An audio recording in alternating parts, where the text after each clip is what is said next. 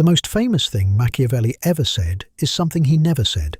Niccolò Machiavelli was a Florentine civil servant who has been dead for very nearly 500 years, and the line everybody can quote at him, "The ends justify the means," appears nowhere in anything he wrote.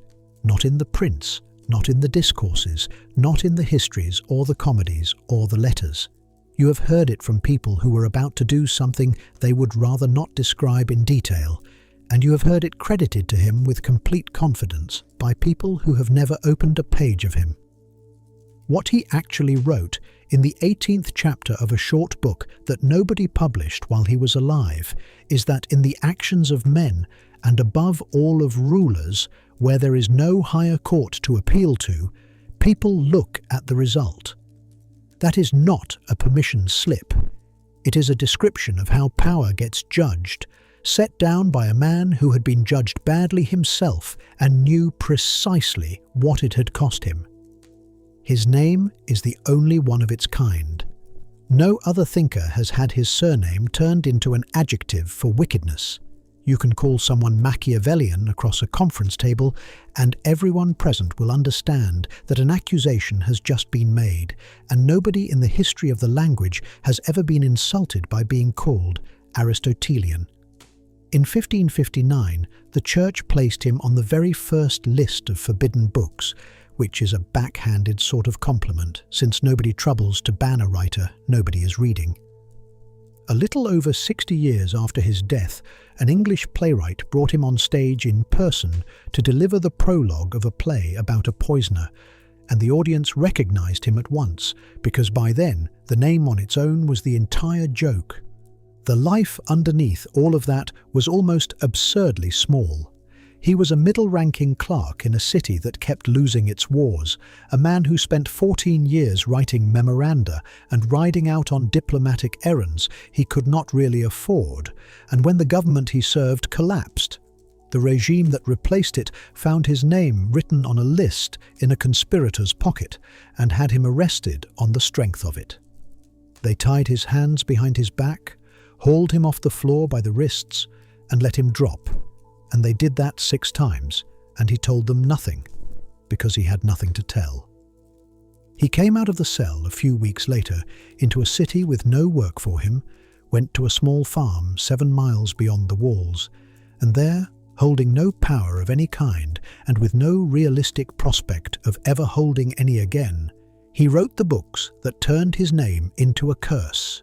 He never saw a single one of them in print. Everything he is remembered for was published after he was in the ground. That much is at least half known, even by the people who have it wrong.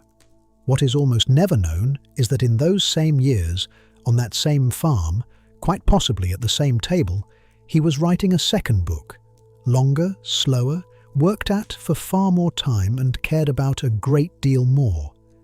That book argues that ordinary people are steadier and less selfish than princes, and are the safest possible guardians of their own liberty.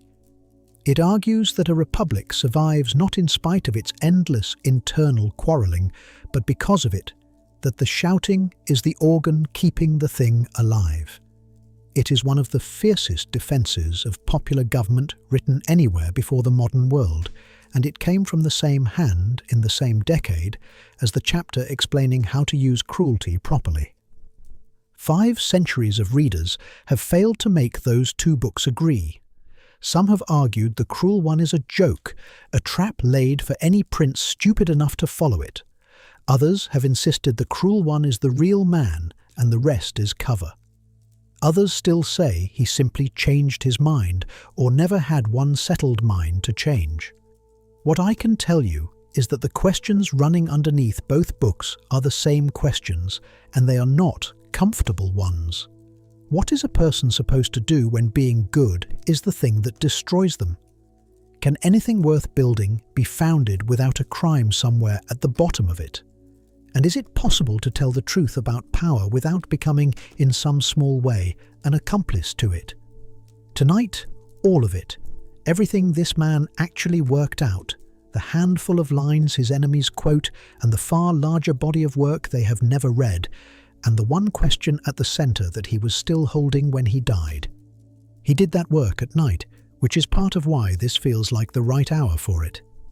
His days on the farm went on trapping thrushes before dawn and shouting over card games at the village inn with a miller and a butcher, and it was only in the evening, once the light had gone and the house had emptied of noise, that he shut the door of a small room and did the thinking that outlived him by 500 years.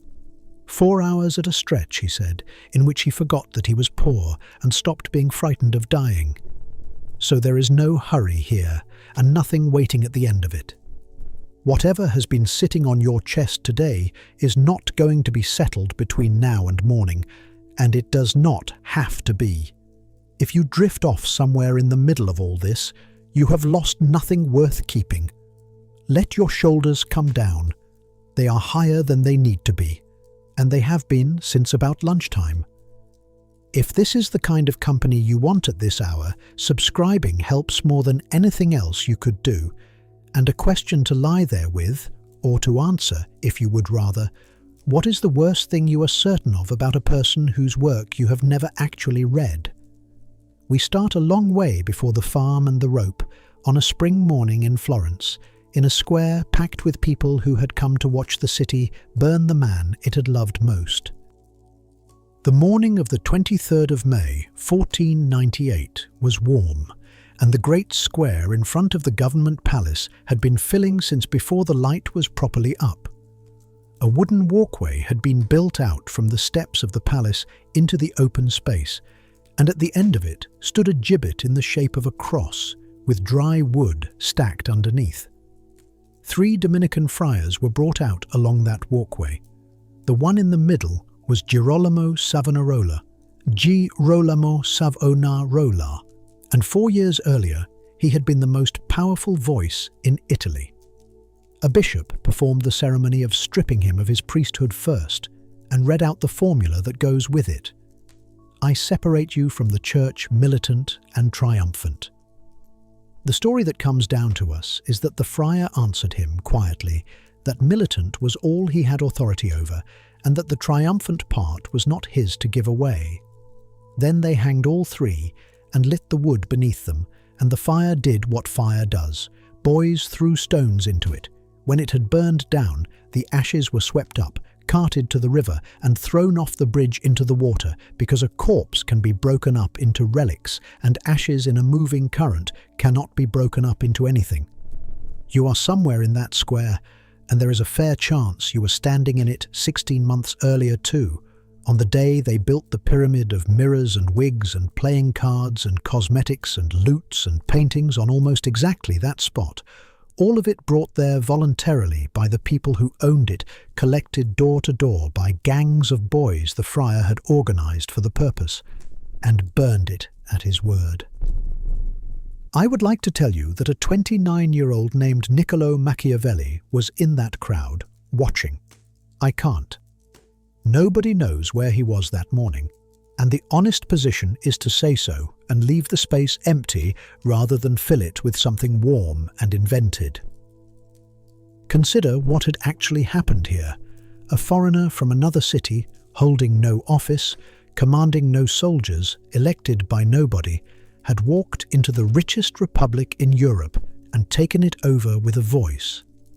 The Medici, had run Florence for 60 years through money, marriage and patience, and this man broke their grip in a matter of months, largely by being believed. Then, in about the same span of time, he was hanged in public by the people who had believed him, and his remains were disposed of like industrial waste. What went wrong is worth being precise about, because it is not what people assume. Nobody refuted him. There was no debate in which his position collapsed. What there was on the 7th of April was a trial by fire. A rival friar had challenged him. His closest deputy accepted on his behalf. 2 pyres were built with a narrow lane between them, and the whole city came out to watch a man walk through flame and be preserved by God. Then the theologians began arguing about what he was permitted to carry as he walked, and whether carrying it would be sacrilege, and the argument went on through the morning and into the afternoon, while several thousand people stood in an open square in the spring heat, and eventually it rained, and everyone went home wet.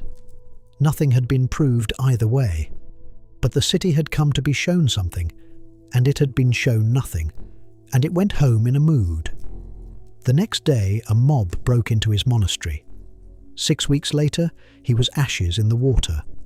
You will recognize the shape of this from the inside, even if you have never lost a faith. There is something you once believed completely, about a person, about work you were doing, about a place you were from, and you did not decide to stop believing it. No argument turned you. There was no evening on which you sat down and weighed it up and changed your position. It simply had less of you than it used to, and then one day it had none, and what remained was a mild embarrassment at remembering how much of it you had once said out loud. 15 years later, on a farm outside the city with nothing else to do, Machiavelli wrote a chapter about men who had founded new states and new ways of living, and he noticed that all of them had been armed. The nature of peoples is changeable, he wrote. It is easy enough to persuade them of something and very difficult to keep them persuaded, so a thing has to be arranged so that when they stop believing they can be made to hold to it anyway. Every armed prophet conquered, and every unarmed one was destroyed. And then, unusually for him, he named a living memory instead of an ancient example. This is what happened in our own times to Brother Girolamo, who was ruined the moment the crowd began not to believe him, and who had no method for holding those who had believed, and no method for the ones who had stopped. Where does an eye like that come from? He was born in the city in 1469 into a household with an old name and very little money. His father Bernardo was a lawyer who could not really work as one because he stood on the public register of insolvent debtors, and in Florence that barred a man and his sons from office and from a good deal else. There survives a small book in Bernardo's hand, in which he set down what came into the house and what went out, a cask of wine, a debt part paid, shoes for the boy, and it is the only reliable account anyone has of Niccolo's childhood. In it, he records a bargain he struck with a printer. He wanted a copy of Livy, the enormous history of the Roman Republic, and he had no money for it, so he offered labour instead. He would compile the index of place names, every town and river and province in the entire work, and hand it over and take the book as his payment. The job took him 9 months. 3/4 of a year of a grown man's evenings in exchange for one book, which then stayed in the house. 4 decades later, his son wrote the longest and most careful thing he ever produced, the work he cared about more than any other. It takes the form of a commentary on that history. The schooling underneath all this was thin. Latin at 7 from a local master, arithmetic, more Latin. No university that anyone has been able to find. In a city where the great houses simply brought their sons into positions. This one had a father on the debtors list who paid for a history book with 9 months of copying, and a small property south of the walls that produced a little wine and a little oil and not much else. The same small property the son would be sent to years later, when everything else had been taken off him. The earliest substantial thing we have in his own handwriting was written 10 weeks before the fire. He was 28, out of work, and a well-placed Florentine in Rome had asked him for news of what the friar was preaching. So he went to hear 2 sermons and wrote up what he had seen. What is startling about the letter is its temperature. He is neither devout nor scandalized. He is watching the craft, how the friar had adjusted his line to fit a change in the political weather, how he frightened the congregation first and flattered them after, how the argument was arranged for effect rather than for truth. He goes on suiting himself to the times, Machiavelli writes, and colouring his lies. A jobless 28-year-old describing the most powerful voice in Italy the way you would describe a card trick, admiringly, technically, from the side, watching the hands rather than the cards. The ashes went into the river on the 23rd of May. On the 19th of June, 4 weeks later, the councils of Florence elected Niccolo Machiavelli to run the second chancery. He was 29 years old, had held no office, and no record of a degree has ever turned up. Nobody has satisfactorily explained how he got it. What is obvious is that the building had just been emptied out.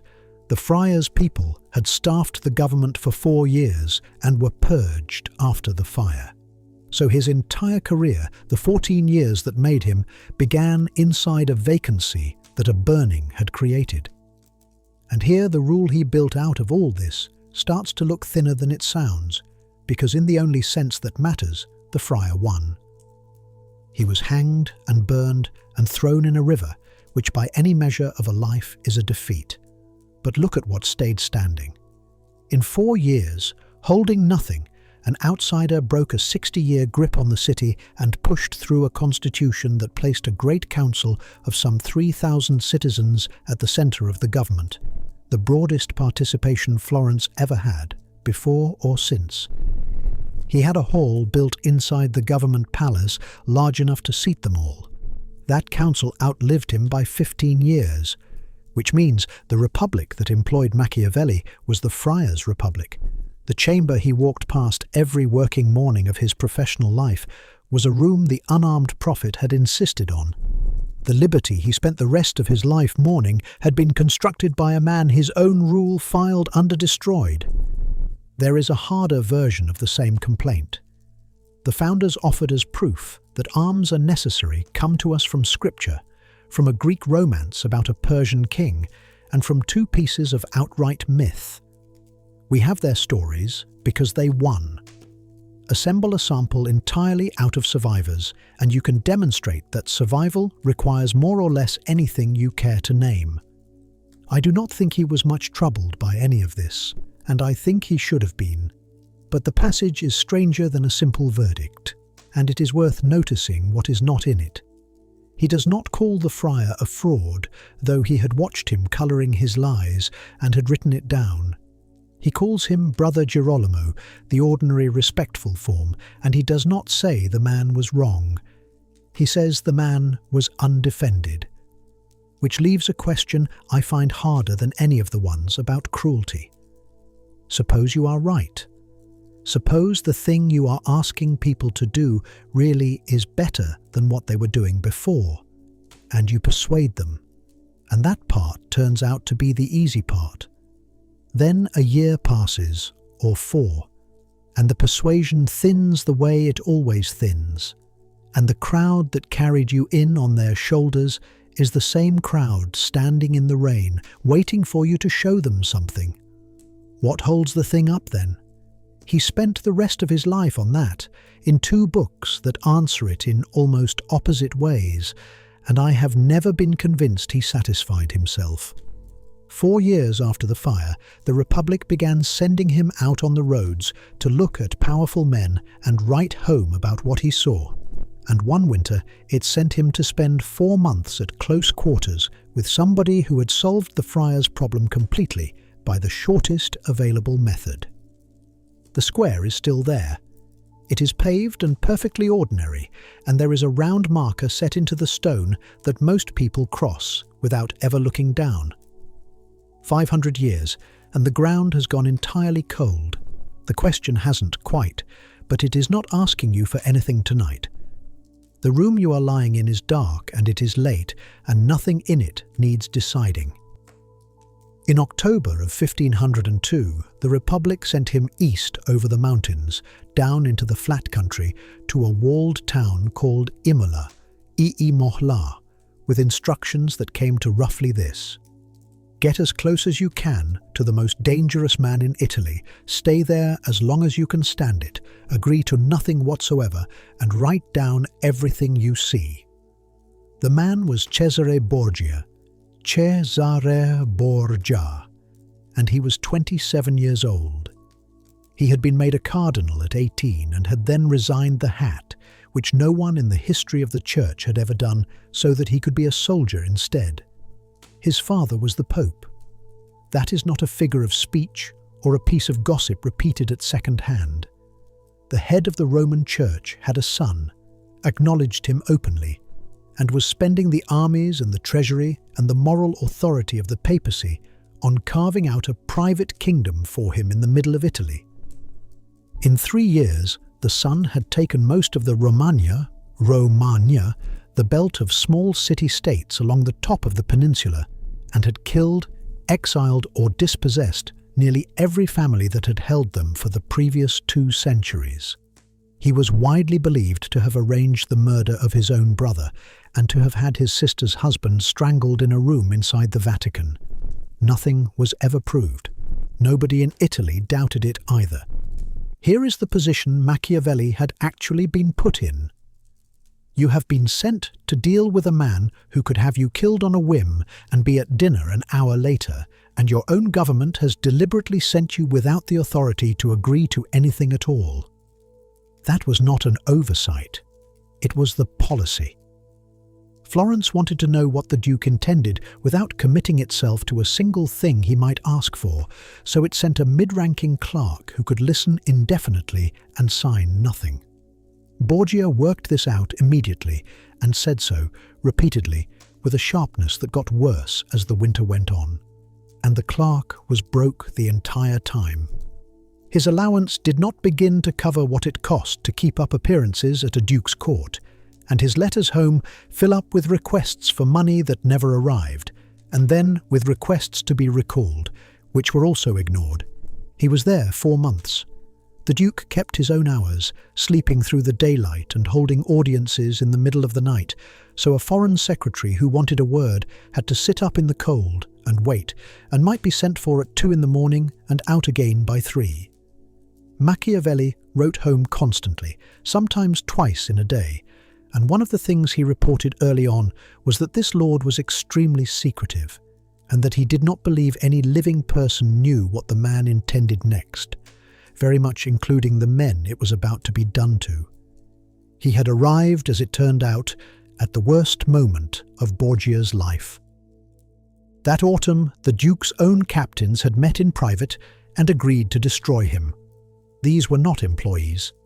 They were warlords in their own right, with their own troops and their own towns, and they had worked out, entirely correctly, that a man who was removing hereditary rulers one after another was eventually going to arrive at them. For a few weeks, Borgia had almost no army and was ringed by people who wanted him dead, and a Florentine secretary sat in a corner of it with a pen, expecting to watch a collapse. What he watched instead, over about 10 weeks, was the whole thing taken apart and reassembled. Borgia borrowed soldiers. He got money out of Rome, and then he opened negotiations with the men who had just tried to kill him and offered them terms so generous, full forgiveness, future employment, their commands restored, that they took them. Machiavelli did not believe a word of it, and said so at the time, in writing, to his government. He reported that the agreement was worth nothing, and that the Duke was simply waiting. The waiting ended on the last day of December at a coastal town called Senegalia. The reconciled captains had taken the place for him as a gesture of good faith. He then asked them, reasonably, to send most of their troops out into the countryside so that his own men could be quartered inside the walls, and they did that too. The senior of them was Vitellozzo Vitelli, a professional soldier from a family of professional soldiers, and he was ill that winter, and he did not want to go. He went anyway, riding a mule because he was not well enough for a horse, and before he left, he said goodbye to his household in a manner that the people there afterwards remembered, because it was the way a man says goodbye when he does not expect to be back, which is the detail I cannot get past. He knew. He went because refusing would have been a declaration of war he was in no condition to win, and because there is a thing in people that keeps walking towards the thing while telling itself that this time it may be fine. They rode out to meet the Duke as he came in, and he greeted them the way you greet friends you have quarrelled with and forgiven, warmly, at length, one at a time, by name. Then they all rode into the town together, talking, and went into a house, and at some point their host excused himself and stepped out of the room, and his men came in through the doors. Vitellozzo and a younger captain called Oliverotto da Fermo were strangled that same night, back to back, in the dark. One of them spent his last minutes begging that the Pope be asked to grant him absolution. The other wept and blamed the first for having got him into it. 2 Roman noblemen of the Orsini, or Cini family, were taken with them and kept alive for a few weeks, until word came from Rome that their relatives there had been arrested and it was safe to finish. Outside, meanwhile, Borgia's own soldiers had begun looting the town, and he rode out personally to stop it, and hanged some of them in the street for doing it, because the town was now his property, and he did not permit damage to his property. Machiavelli wrote his report that same night in a place full of drunk soldiers, and the temperature of it is the thing that stops you. There is no horror in it. There is no relish in it either. He sets down who arrived and in what order, what was said at the gate, who was taken and where, and he closes by observing that in his judgment the prisoners would not be alive by morning. Some while later, he wrote the episode up again as a separate short piece and gave it a title that reads like something off a laboratory door, a description of the method used by Duke Valentino in killing Vitellozzo Vitelli, Oliverotto da Fermo, and the others. The word he reached for was method. A historian of the following generation called the whole operation the beautiful deceit, and meant it as praise, and he was not being especially eccentric by the standards of the time. Something happened to Machiavelli in those 4 months that never unhappened afterwards. He had been raised on Livy, in a house where a history of the Roman Republic had cost his father 9 months of copying, and Livy is full of consuls who do the difficult, honourable thing and are remembered for it. Then he was put in a cold room beside a man who was doing the actual work of taking and holding power at arm's length night after night for a season, and the actual work bore no relation of any kind to the book. Whatever else you want to say about the friar who burned 4 years earlier, his problem had been that when people stopped believing him, he had nothing left. The Duke had an answer to that problem, and Machiavelli had just spent a winter watching him apply it. There is a reading of all this that has to be put at full strength, because a great deal of what came later stands or falls on it, and the reading is that he was not observing at all. He was in love. Consider the conditions. A man of 33 with no money and no rank, sent out by his own government in a deliberately weakened position, precisely so that he could be disowned if it went wrong, sitting in unheated rooms in a foreign town, waiting to be summoned. And the most feared person in Italy takes an interest in him, talks to him at 2 a.m, explains himself, treats him as somebody worth explaining things to. There is no version of that which does not go to a man's head. And then look at what he wrote 11 years afterwards, when he came to set the Duke down in a book. That reviewing all the Duke's actions, he found nothing with which to reproach him. Nothing. About a man who had 4 of his own officers strangled in a rented house after embracing them at the gate. He put him forward as the model to be copied by anyone who comes to power through other people's soldiers. The sharpest form of the charge is not that he got the facts wrong, because his facts are superb and have held up for 5 centuries. It is that across 4 months of extraordinarily close observation and a mountain of surviving paper, he never once appears to have asked the question, not whether it would work. He asked that continuously, in detail, from every angle, whether it was permitted, and a man who does not ask that is not necessarily seeing more than everyone else. He may have a hole in his sight where the question used to sit, and be experiencing the whole as clarity. You have had a much cooler version of this. Something was being settled in a room you were in, and you had no standing, or believed you had none, and the two things available to you were to say it out loud or to carry on carefully writing down what was happening. You wrote it down.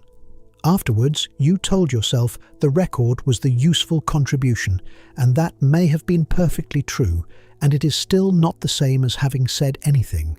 I should be honest about my own position here, because it is not a comfortable one. I have read that little report on the method more times than is entirely decent, and the reason is that it is a pleasure to read. It is fast and dry and beautifully organized, and it delivers the particular satisfaction of watching a difficult thing done extremely well. That is precisely the response the piece is engineered to produce, in me, and I assume in the man who wrote it. And I have never worked out what a person is supposed to do about that.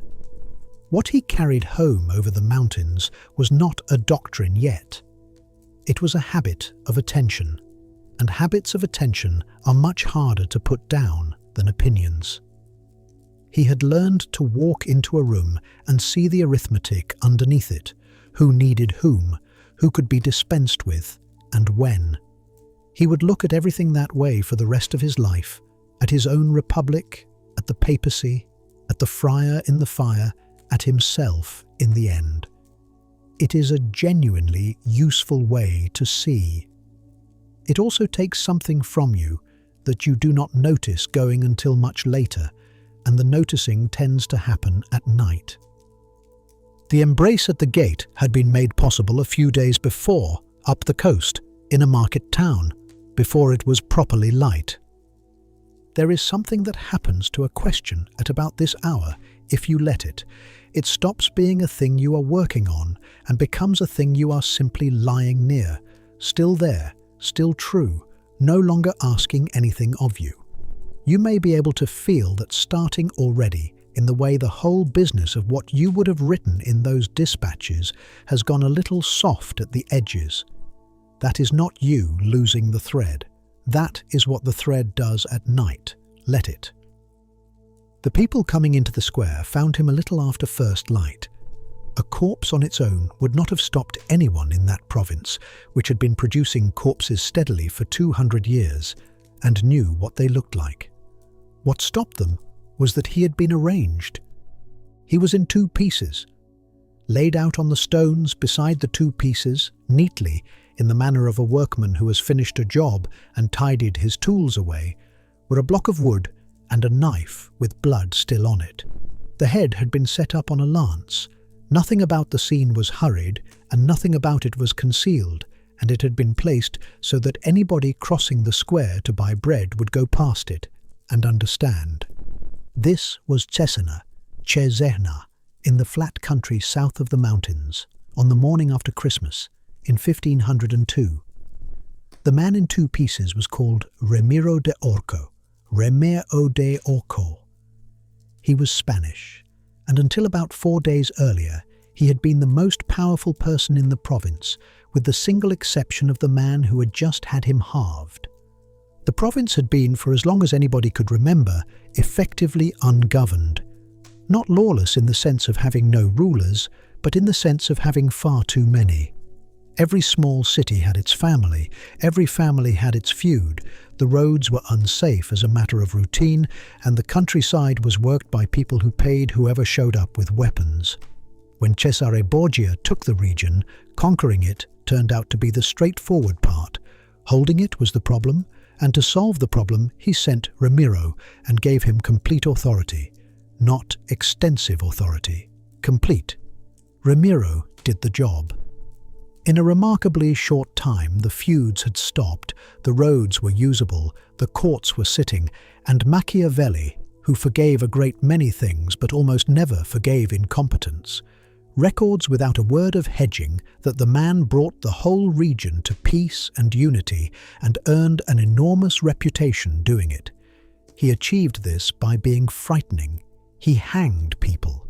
He is said to have had men mutilated in the open and to have used punishments that struck contemporaries as excessive in a century where public punishment was entirely ordinary.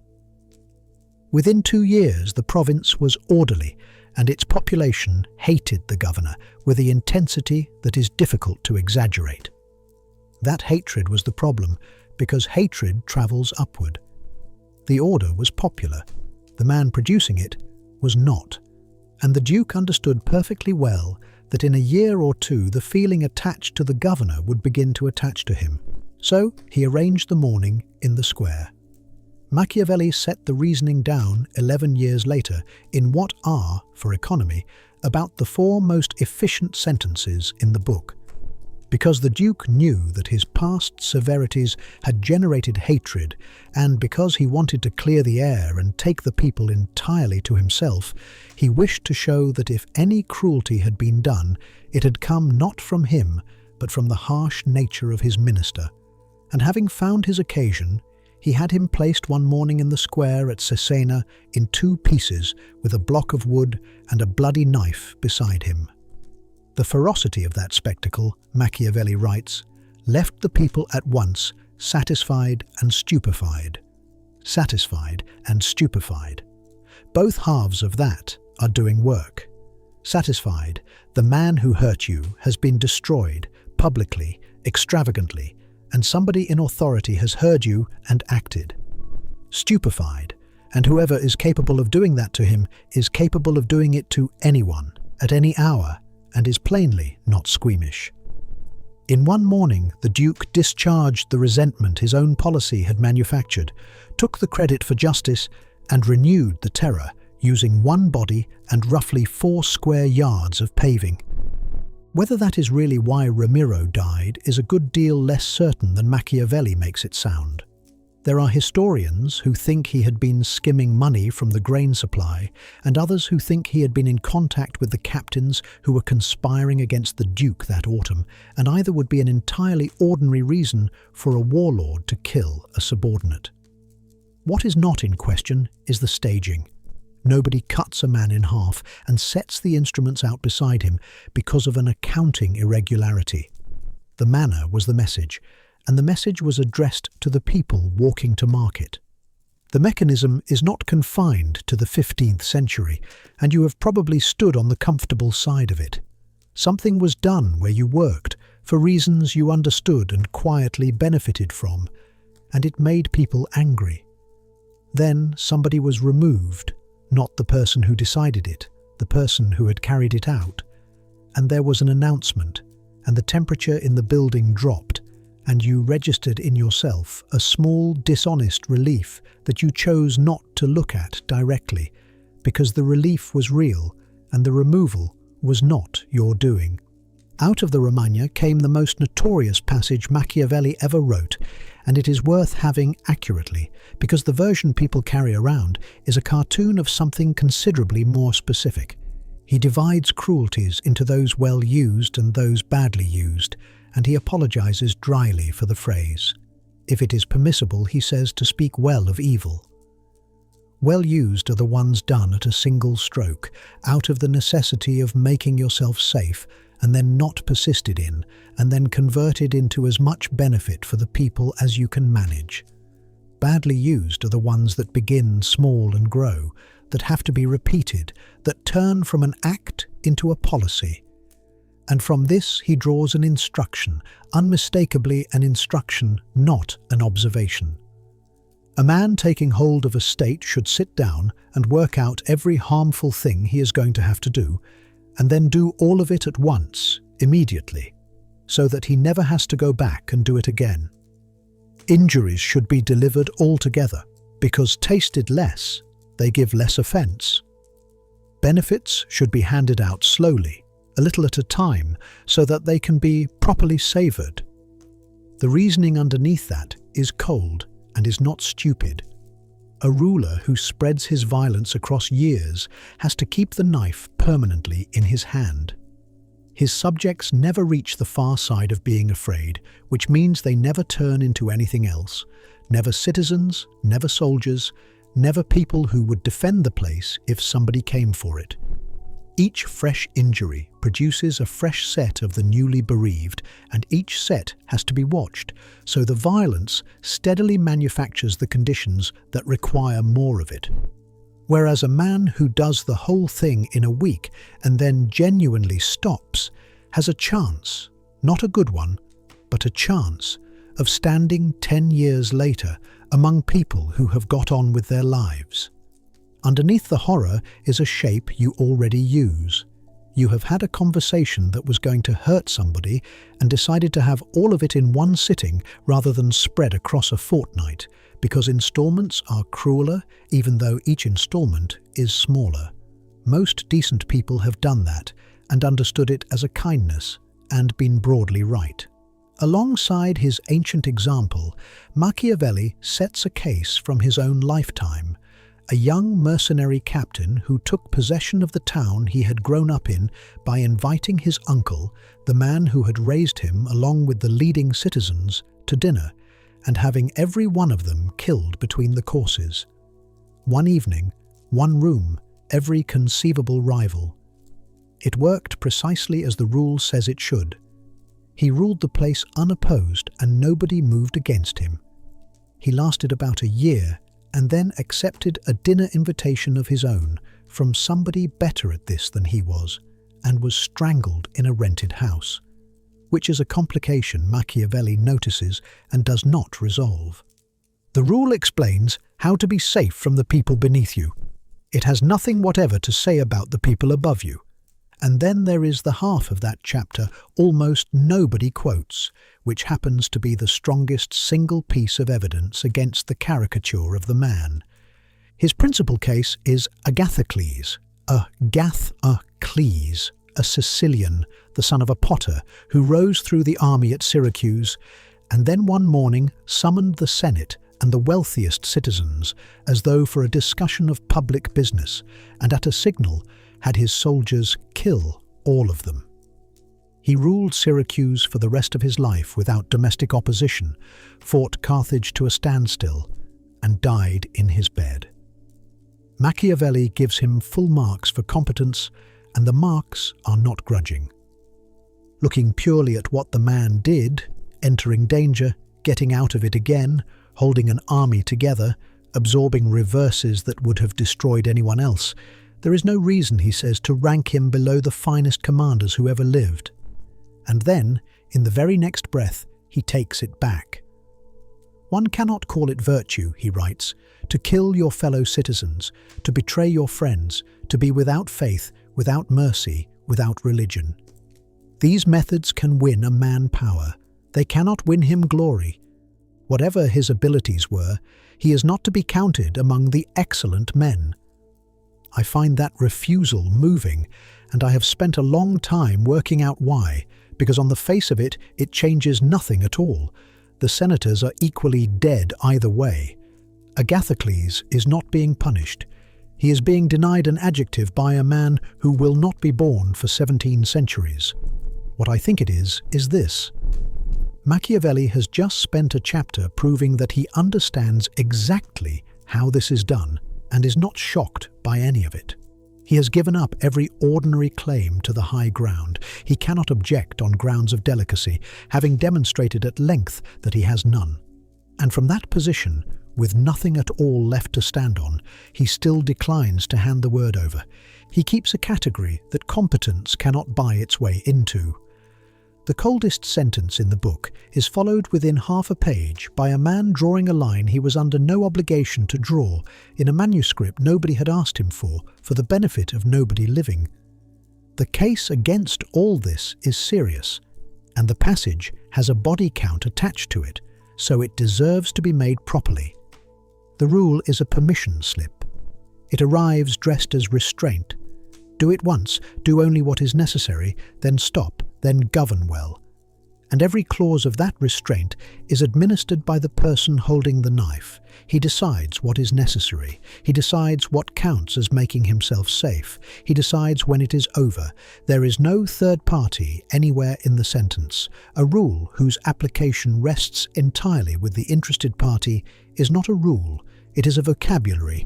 And what this particular vocabulary supplies is worse than nothing, because it allows a man in the middle of something monstrous to experience himself as a disciplined professional exercising judgment. And there is the flat historical objection, which is that nobody has ever done it once and stopped.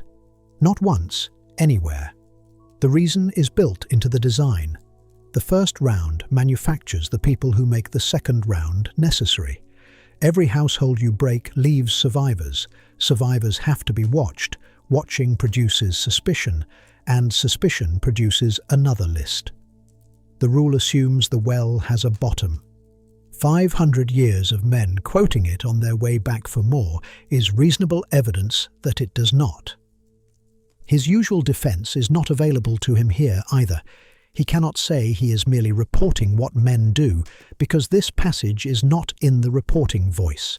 He tells the reader what to do, in what order, and why it works. He is not describing the tableau in the square.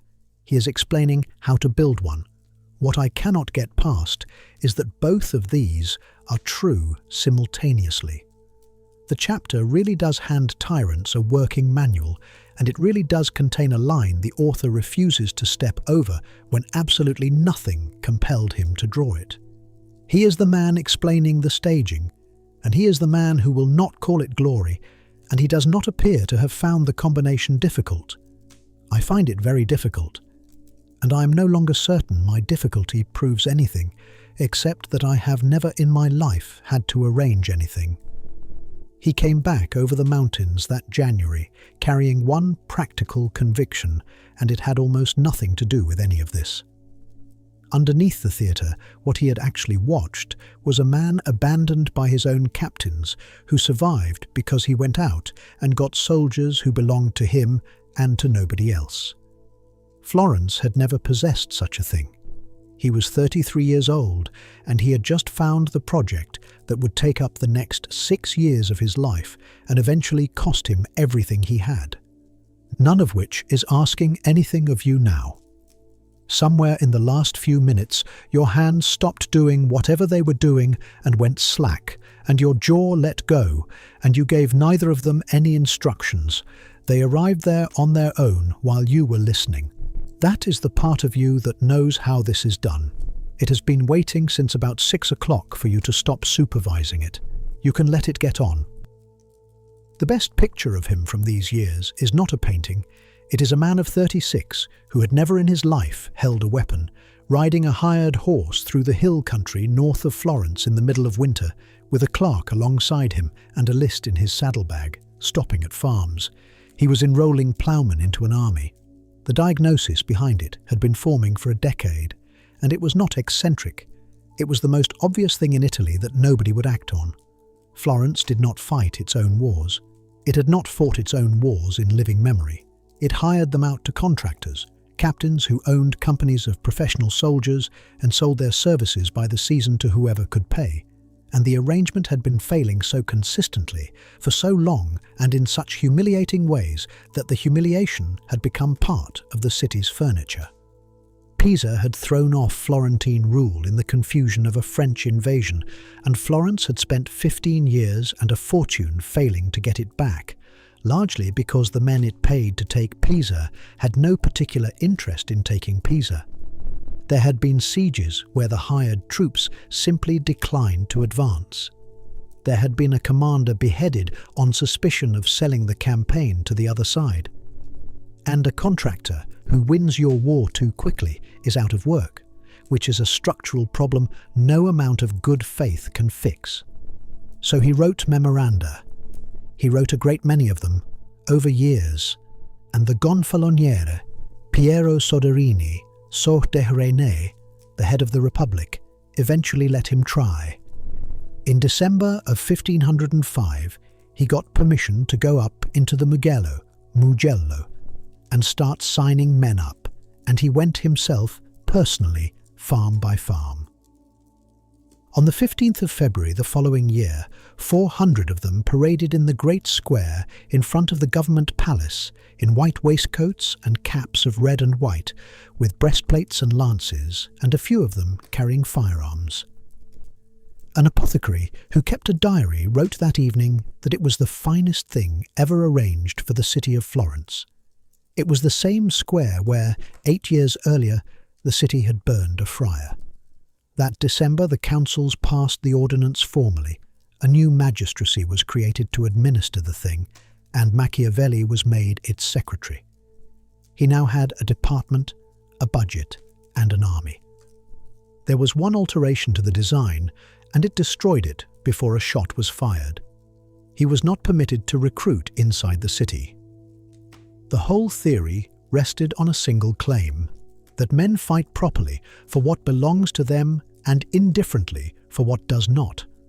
And the Florentine ruling families, weighing the risk of Spanish infantry against the risk of armed Florentine shopkeepers, chose to be more frightened of the shopkeepers.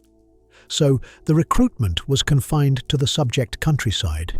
He was allowed to arm the peasants of the territory and forbidden to arm a single citizen of the city they would be defending. He complained about it and lost the argument and built the thing anyway, which is what a man does when the alternative is nothing. For a while it worked. In June of 1509, Pisa surrendered, after 15 years, 3 wars, and an unquantifiable amount of Florentine money, and it was his militia that had held the blockade lines that starved it out. He had been out there in the field for weeks, sleeping badly, writing furious letters about supply. When the city fell, his friends wrote to him in something close to delight, and one of them told him he had earned it. It is the only unambiguous professional triumph of his entire life, and it lasted 3 years. In the summer of 1512, the political ground moved. The French, who had been Florence's protectors, were pushed out of Italy, and the powers that had pushed them out decided among themselves that the Medici should be restored to Florence. In late August, a Spanish army came down over the passes to do it. Perhaps 5,000 veteran infantry under the Spanish Viceroy of Naples, unpaid, badly fed, and dangerous in the specific way that unpaid soldiers are dangerous. They did not have much artillery. They were almost out of powder. They arrived at Prato, a walled town about 10 miles from Florence, on the 27th of August. Inside it were 3,000 to 4,000 of the militia and about 100 men-at-arms. On the 29th, the Spanish put what powder they had into 2 guns and knocked a hole in the wall a few yards across. The militia broke. Not after an hour of fighting, at the breach, more or less at once, and the men behind the front rank ran before the men in front of them had finished falling. The Spanish came through the gap into a walled town containing several thousand civilians and a great deal of stored wealth, and they had not been paid in months. What happened over the following days was extreme, even by the standards of a peninsula that had been at war for 18 years. An ambassador wrote home on the 30th that the streets and the houses and the churches themselves were full of the dead. People were tortured to make them say where money was hidden. The women had gone into the convents, and the convents were not respected. Contemporaries put the dead somewhere between 2,000 and 6,000, and nobody counted, and nobody ever will. Florence surrendered without a fight. Soderini resigned on the 31st of August and left the country. The republic that had employed Niccolò Machiavelli for 14 years and that a friar had built and been burned for was finished inside 72 hours. He was not at Prato. He was in Florence, and the news came in through the afternoon in pieces, the way that kind of news always arrives. First that the wall was breached, then that the militia had run. Then, across the following days, the numbers that nobody would ever agree on. You are 43 years old. Every one of those men was enrolled under a system you designed, on lists you helped compile, in villages you rode out to yourself in the cold 2 winters ago and stood in the yard of, explaining what was being asked and why it was better than the alternative. You are the reason there were farmers on that wall instead of professionals. There is no arrangement of the arithmetic in which your name is not somewhere in it. I would give a great deal to know whether he ever, at any hour, thought it was his fault. The letters from these years are not short on self-pity. He complains about money continuously, about his ruined career, about being forgotten by men who owed him, about the sheer injustice of what has landed on him. When Soderini died a decade later, Machiavelli wrote a 4-line squib mocking him. The soul arrives at the gate of hell and is told to go and wait in limbo with the other infants. He had blame in stock, and he handed it out freely. And in everything of his that survives, and a great deal survives, I have not found him turn any of it in his own direction about Prato. Not a line, not an aside, not a bitter joke. That silence might mean he was harder than most people. It might mean it was the one thing he could not get onto paper. There is no honest way to decide between those from 5 centuries away, and I have stopped pretending I can. 9 years later, he published a book arguing that he had been right. It came out in 1521, and it is the only substantial political work of his that appeared in print while he was alive. It is a long dialogue about how armies should be raised and trained, and its argument is that contracted soldiers are useless, that infantry recruited from the population and drilled on the Roman model is the only foundation a state can stand on, and that any prince who believes otherwise is preparing to be somebody's prey. He put the whole case in the mouth of a professional mercenary captain, which is either a joke or a provocation, and is probably both. He did not soften a single position. He hardened all of them. Set that against the rule he had built everything on. Go to the effectual truth of the thing. Never mind what ought to happen. Look at what does. Judge by the result, because in the actions of men there is no higher court. Very well. The result was a militia that dissolved at a breach a few yards wide, a town of 10,000 people wrecked, thousands dead, and a republic gone inside 3 days. By the only standard he ever accepted from anyone else, he had been wrong, and he never conceded it. And in the book he reaches for the softness of the age and the vanity of Italian princes who thought it was enough to write an elegant letter and be entertaining at dinner. All of that is true, and none of it is an answer. He was not a prince. He was the secretary with the list. The defense is real, though, and it deserves to be made properly rather than waved at. He never got to run the experiment. The proposition was that men fight for what is theirs, and the city forbade him from arming anybody to whom the city belonged. The men who broke at Prato were hill villagers ordered to hold the walls of a town they had no stake in, on behalf of a republic that had refused, as settled policy, to trust them with the defence of its own streets. That is not a theory failing. That is a theory being prohibited and then charged with the consequences, and the militia had worked. Pisa was not nothing. 15 years of professional failure ended by conscripted farmers holding a line in the rain is a data point, and it belongs in the account. And on the largest question, he was simply right, about 250 years too early.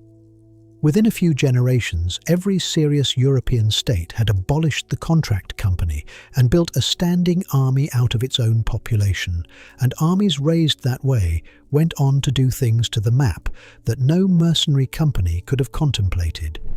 His diagnosis was correct in every particular. His timing was homicidal.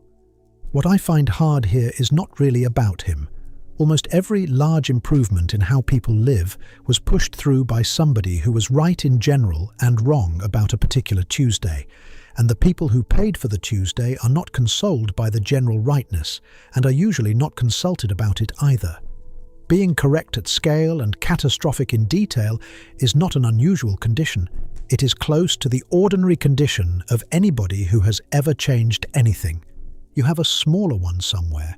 Something you were right about and argued for and won, and it came down on a particular person who was not you, and you may not have thought about them in years. From the inside, certainty does not feel like a position you have taken. It feels like eyesight. That is what makes it almost impossible to remember afterwards that you were choosing. The Medici came back into the city in September. He was dismissed from the Chancery on the 7th of November, forbidden to leave Florentine territory, and fined. 3 months later, a young man was stopped in the street with a folded paper in his pocket, and there was a list of names written on it, and one of them was his. None of which requires anything from you tonight.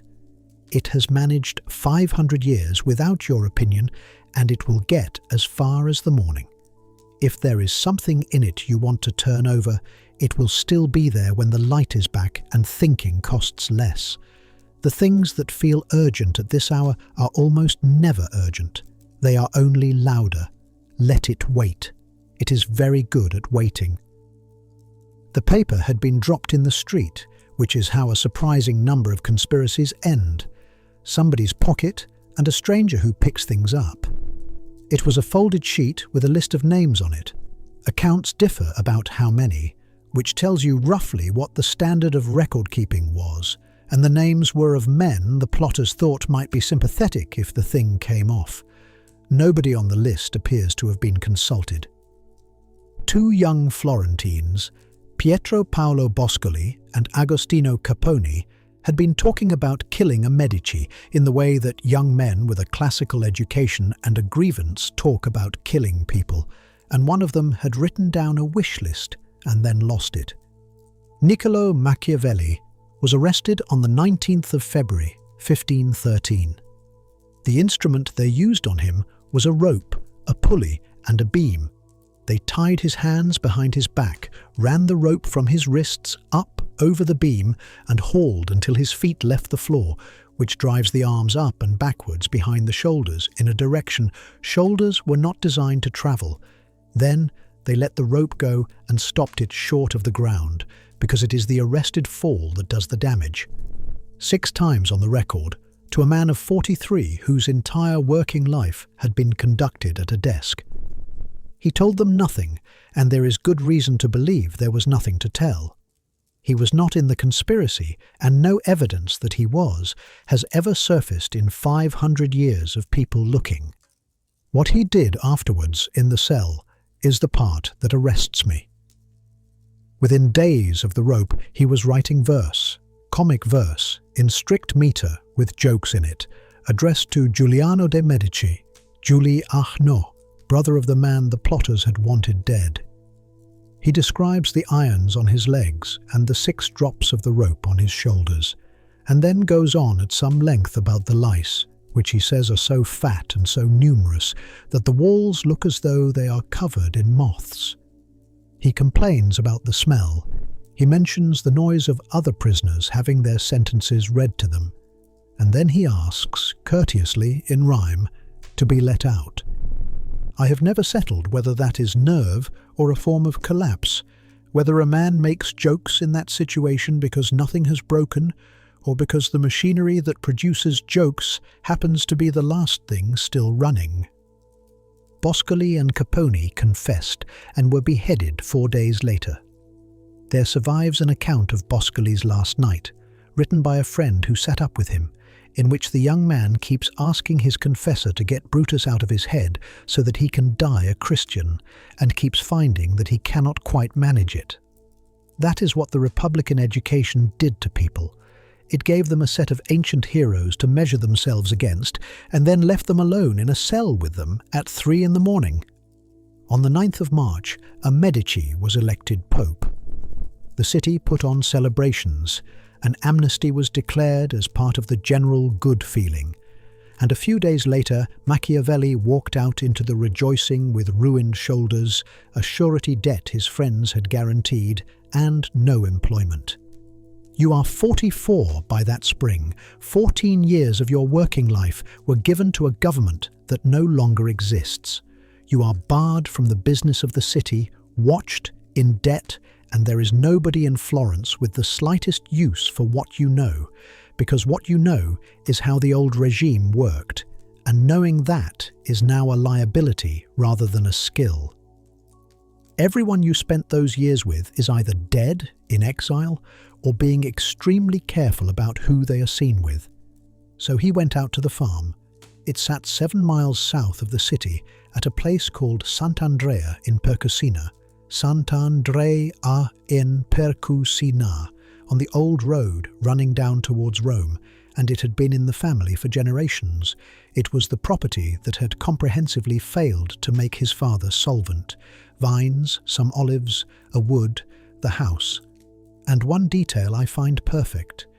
There was an inn on the land, out on the roadside, run by a tenant. When he went to the tavern to waste an afternoon, he was drinking in his own pub.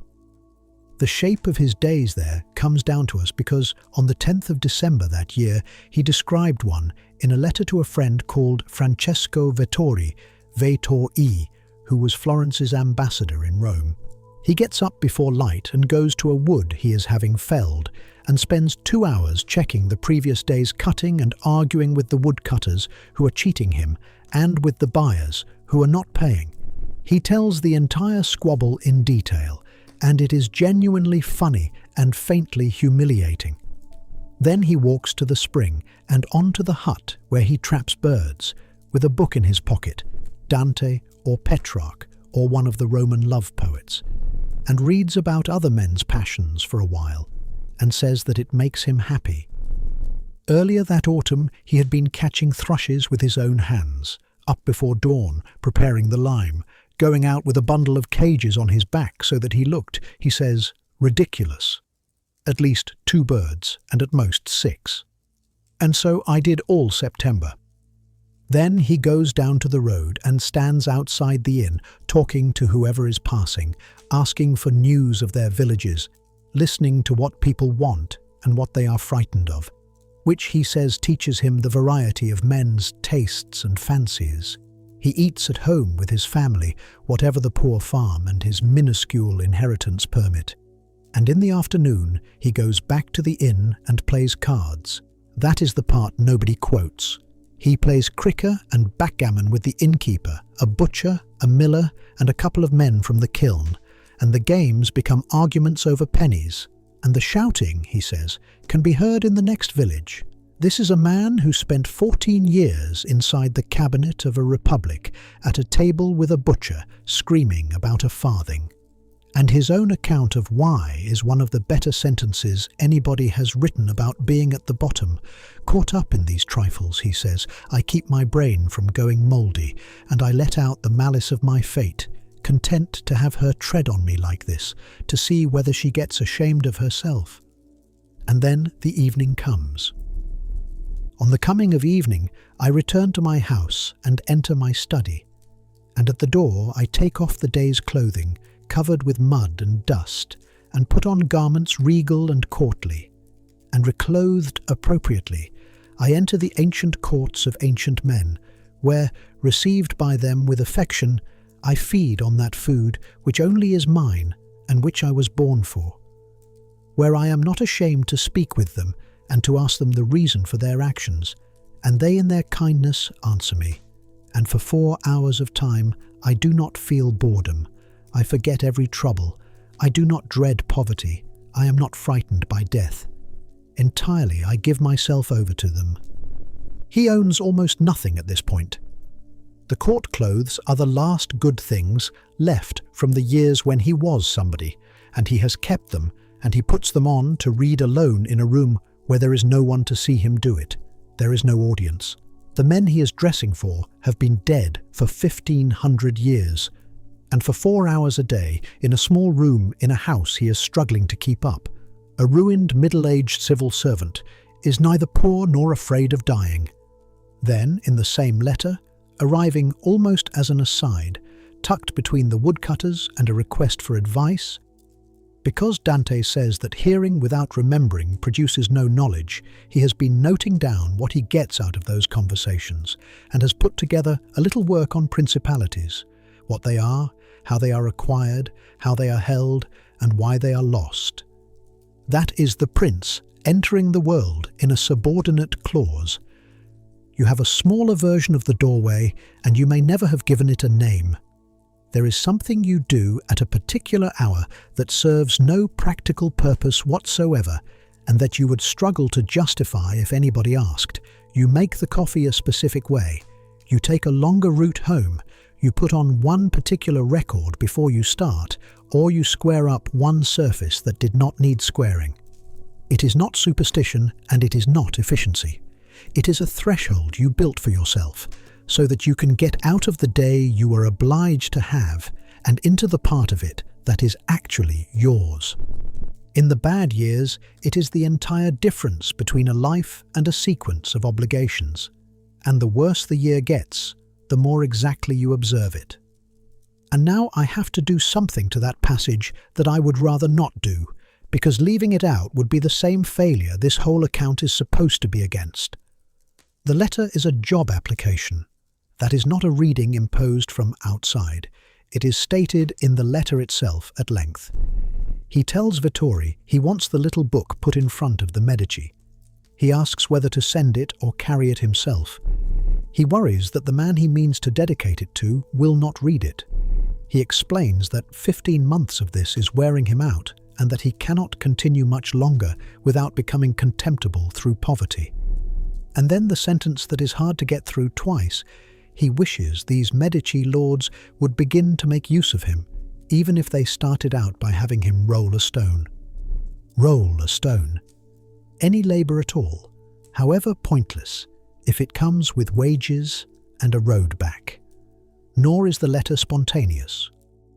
Vittori, comfortable in Rome, had written describing his own day, the rising, the church, the ride, the dinner, in the manner of a man reasonably pleased with his arrangements, and Machiavelli's letter answers it hour by hour, deliberately, as a comic reply. You call that a day? Let me tell you about mine, which means that the doorway and the ancient courts and the 4 hours without fear of death all sit inside a performance aimed at a particular reader who was expected to show it to other people. Written by a man who had just finished a book explaining that everybody sees what you appear to be and hardly anyone ever gets to touch what you are. I have read that letter more times than I can account for, always with the same result. I cannot tell whether the doorway is a man's dignity or a man's performance of his dignity, and I have circled it long enough to suspect the question has no bottom. Where I have ended up, provisionally, is that it may not be a real distinction. A cover letter written by one of the great prose writers in any language to a friend he genuinely had, about a life he was genuinely living, can be an act of positioning and the truest thing he ever wrote, simultaneously. The details are too strange and too unflattering to be manufactured. Nobody inventing a picture of noble solitude includes the lice, or the woodcutters robbing him, or the shouting about pennies with the butcher, or the admission that he is wearing out. He is selling himself, and he is telling the truth. They feel incompatible only because we would prefer our truth to come from people with nothing to gain, and it almost never does. The book was finished that winter. He dedicated it in the end to a young Medici being installed as ruler of Florence.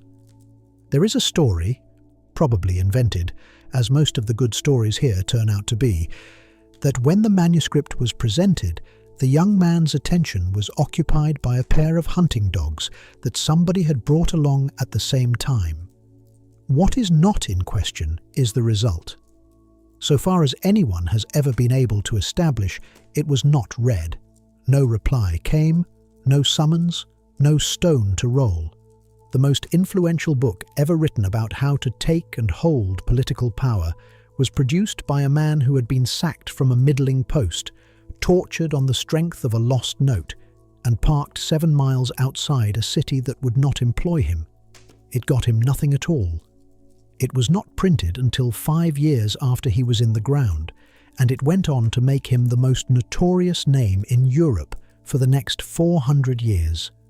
Somewhere in the middle of it, past the chapters on the kinds of principality and how they are taken, he stops and tells the reader that he is now going to depart from everyone who has written about this before him, and that he is well aware of how it is going to sound. The room he wrote in is still standing, and it is not impressive. A stone floor, a window, room for a table and a chair. People who go and look at it are usually surprised by how small it is, because they had been imagining something proportionate to the reputation. The room you are lying in is probably not much larger and it is dark, and it is late, and at this hour, a room stops being a place you are in and becomes something closer to a temperature. Nothing in yours is asking to be improved tonight. It is doing the only job it has, being dark, being quiet, holding you while the day comes off, and it requires no help from you whatsoever. Wherever people work together, two sets of rules run at once, and everybody involved knows both of them. There is the set that gets said out loud. It is in the handbook and in the speech the new director gives on their first Monday, and in what people say to each other inside the meeting itself, and it concerns merit and honesty and putting the customer or the patient or the child first. Then there is the other set, which is written down nowhere and which anyone in that building could recite from memory, that a certain person is untouchable because of who they are close to, that the man promoted after the disaster was promoted because he was useful to somebody upstairs, that you will be forgiven almost unlimited incompetence and never once forgiven for making a superior look foolish in front of other people. Nobody teaches you the second list. You assemble it yourself over 18 months or so by watching what happens to people, and once you have it, you can predict outcomes in that building with an accuracy the first list would never have given you. What is remarkable is not that the second list exists. It is that almost nobody writes it down. Everybody carries it. Everybody uses it daily. Everybody adjusts their behavior by it, and almost no one will put it on paper, partly out of decency, partly because saying it aloud turns you into the kind of person who says things like that, and partly because you can feel, without being able to explain it, that the first list is holding something up. In the middle of the little book he wrote at the farm, in a chapter about a page and a half long, Machiavelli wrote the second list down.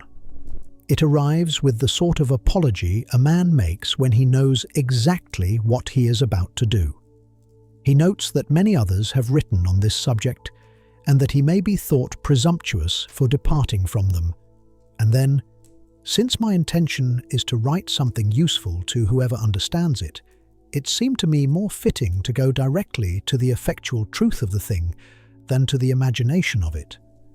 Many have imagined republics and principalities that have never been seen or known to exist in truth, for the distance is so great between how one lives and how one ought to live that a man who abandons what is done for what ought to be done learns his own ruin rather than his preservation. The effectual truth of the thing. It is the effectual truth of the thing. It is a strange phrase even in Italian, and it is doing a great deal of work.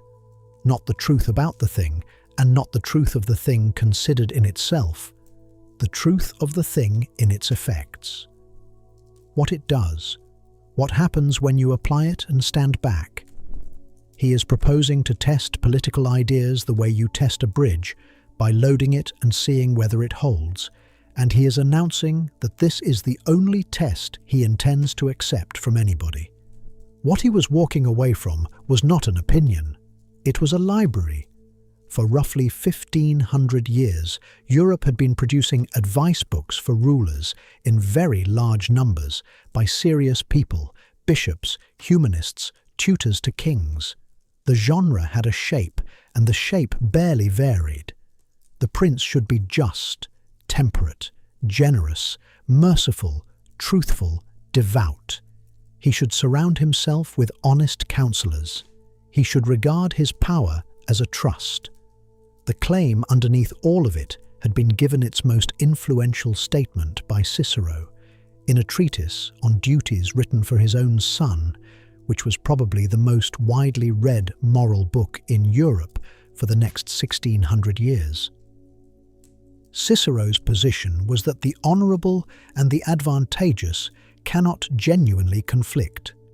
Where they appear to, you have made an accounting error, mistaken a short-term gain for a real advantage, and if you follow the sum through properly, you will find that the dishonourable course was never useful in the first place.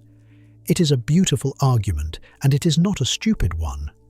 Cicero was murdered by politics about a year after he made it. He was put on a list, hunted down, killed on the road while being carried in a litter, and his head and his hands were cut off and nailed up on the speaker's platform in the Roman Forum, where he had made his name, so that people could look at them on their way to work. Machiavelli knew that story perfectly well. Everyone with his education did. You can take two things from that ending, and most of the argument of the following 4 centuries sits in the gap between them. You can say, there is the demonstration. The man who taught that goodness and advantage always coincide was destroyed by people who had noticed that they do not, and his hands were displayed as the proof. Or you can say, and yet the treatise outlived every single one of the men who killed him, is still in print, and supplied the moral vocabulary of a continent for a millennium and a half, which is also a result if you are prepared to count for long enough. 3 years after Machiavelli put his pen down at the farm, Erasmus published a book of advice for a young Habsburg prince, arguing that a ruler must be the most virtuous man in his territory, a living image of God, and that the entire purpose of power is the good of the people who are subject to it. That same year, Thomas More published an account of an island where private property had been abolished and everybody behaved reasonably. 3 books, in 4 years, on the same problem, travelling in opposite directions. 2 of them made their authors admired across Europe. The third was not printed for 19 years and made its author a synonym for the devil. His actual formulation is more careful than the reputation suggests. He does not say a prince should be wicked. He says a prince must learn to be able not to be good, and to use this and not use it according to necessity. The grammar there is precise and deliberate, not a character, a capacity, something kept in a drawer, taken out when the situation genuinely demands it, and then put back. Whether any human being has ever successfully operated a drawer like that is a separate question, and the honest answer is very likely not. And then the sentence that gives the whole thing its true shape. If you examine it carefully, he says, you will find that something which looks like a virtue will, if you follow it, be your ruin, and something else which looks like a vice will, if you follow it, produce your security and your well-being. Which is not a foreign thought. You made a decision in the last month where the 2 lists disagreed, and you used the second one, and you did not call it that. You declined to raise an objection you had, because raising it would have achieved nothing and cost you something. You let somebody take credit you had a fair claim on, because the fight was not worth having. You were warm to a person you have no respect for. None of that is villainy, and all of it is the second list. And if you had run the first list instead, you would have been righteous, and worse off, and the outcome would have been exactly the same. The reply Erasmus would have made to him is stronger than Machiavelli's position leaves any room for, and it goes like this. The mirrors for princes were never reports. Nobody who wrote one believed that rulers actually behaved as the book described. Several of the authors had watched princes at very close range and had no illusions whatsoever. Those books were not inaccurate descriptions. They were pressure. They existed to install in the mind of a young man who was about to hold more or less unlimited power, a standard that he would fail to meet and would go on feeling the failure of for the rest of his life. That is what an ideal is for. It works by not being met. So when Machiavelli objects that these books describe a world which has never existed, he is entirely correct, and he has missed what they were doing in the manner of a man objecting to a speed limit on the grounds that nobody keeps to it. And what follows from removing the ideal is not that people see clearly. It is that the standard falls to whatever is currently ordinary, and ordinary has no flaw. There is a harder form of the same objection. Descriptions of human nature are not inert the way descriptions of rainfall are inert. If I persuade you that everyone around you is calculating, I have changed what you will do tomorrow, because most people's conduct is governed far less by their principles than by their estimate of what everybody else is doing. Say loudly enough and often enough that politics runs on force and deception, and in due course you will have politicians who agree with you and who will cite you while they do it. A book claiming to report on the weather turns out to have been weather, and there is the sample. He formed his account of what men are during 18 unbroken years of foreign invasion in the most violent and least stable political environment on the continent, observing men who were fighting for their survival week to week. Generalizing from that to human nature in general is a bit like studying appetite in the middle of a famine and concluding that this is how people are around food. The strangest objection is the one his own life hands you. The theory holds that men are ungrateful, fickle, and false, and that they will break any bond the moment it costs them something to keep. A few months before he wrote it, the author had been hoisted on a rope 6 times and invited to supply names, and had supplied none, at considerable expense to himself and no advantage of any kind. He does not seem to have noticed. His own behaviour is a counterexample to his own account of people, and he leaves it lying there in the open without a word. I should say plainly that I have no answer to any of that, and neither did he. As far as I have been able to find, he never addressed it in this book or in the much longer one he was writing alongside it. Nor, in 5 centuries of very capable people arguing, has anyone produced a settlement that both sides would sign. It is one of the small number of questions that has stayed genuinely open, and I have given up pretending, particularly at this hour, that I am going to be the one to shut it. What I have come to think is that the 2 lists are both true, and that no society has ever managed to run on one of them. A place governed only by the first is sincere and gets eaten by its neighbours. A place governed only by the second has nothing left to appeal to and turns on itself, because a rule that everyone knows to be decorative constrains no one.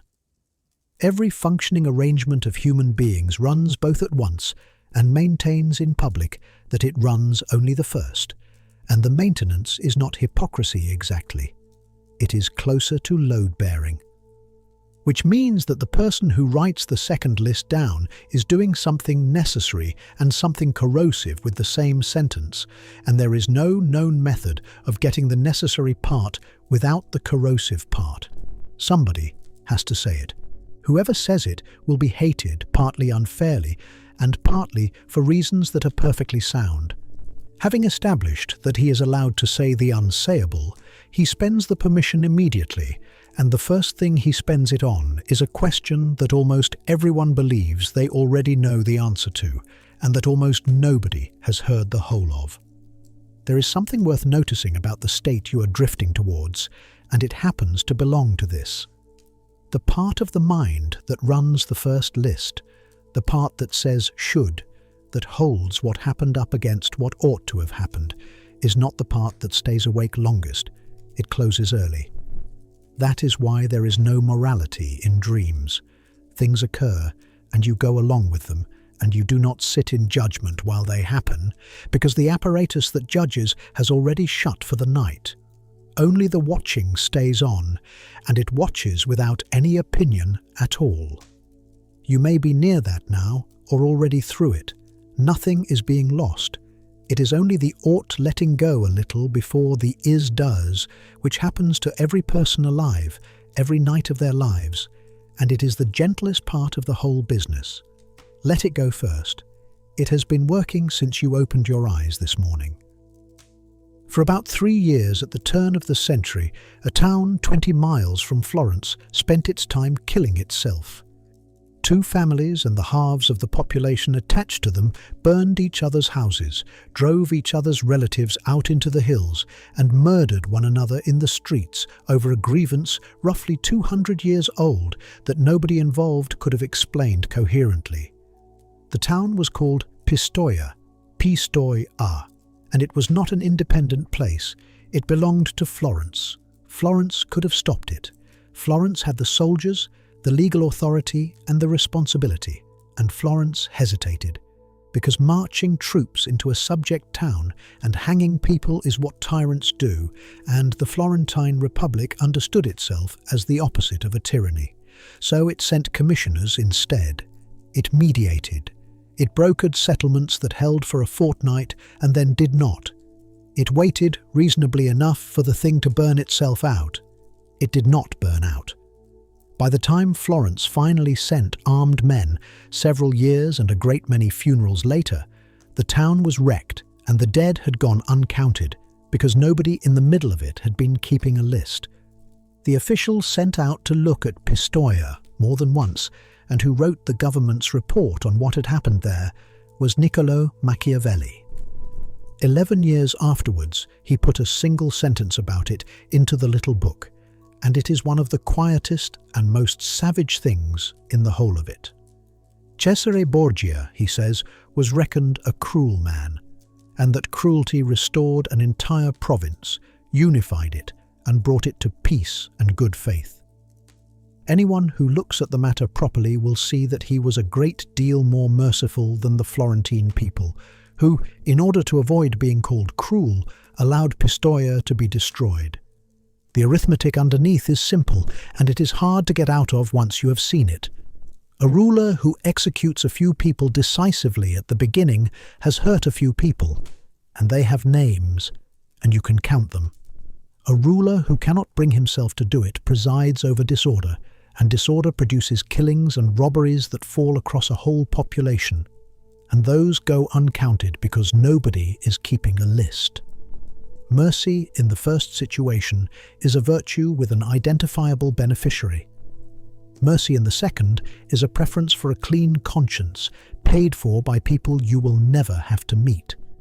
Out of which comes the question that has fastened itself to his name harder than anything else he ever wrote, and the sentence almost everybody can produce on request, and which is not what he said.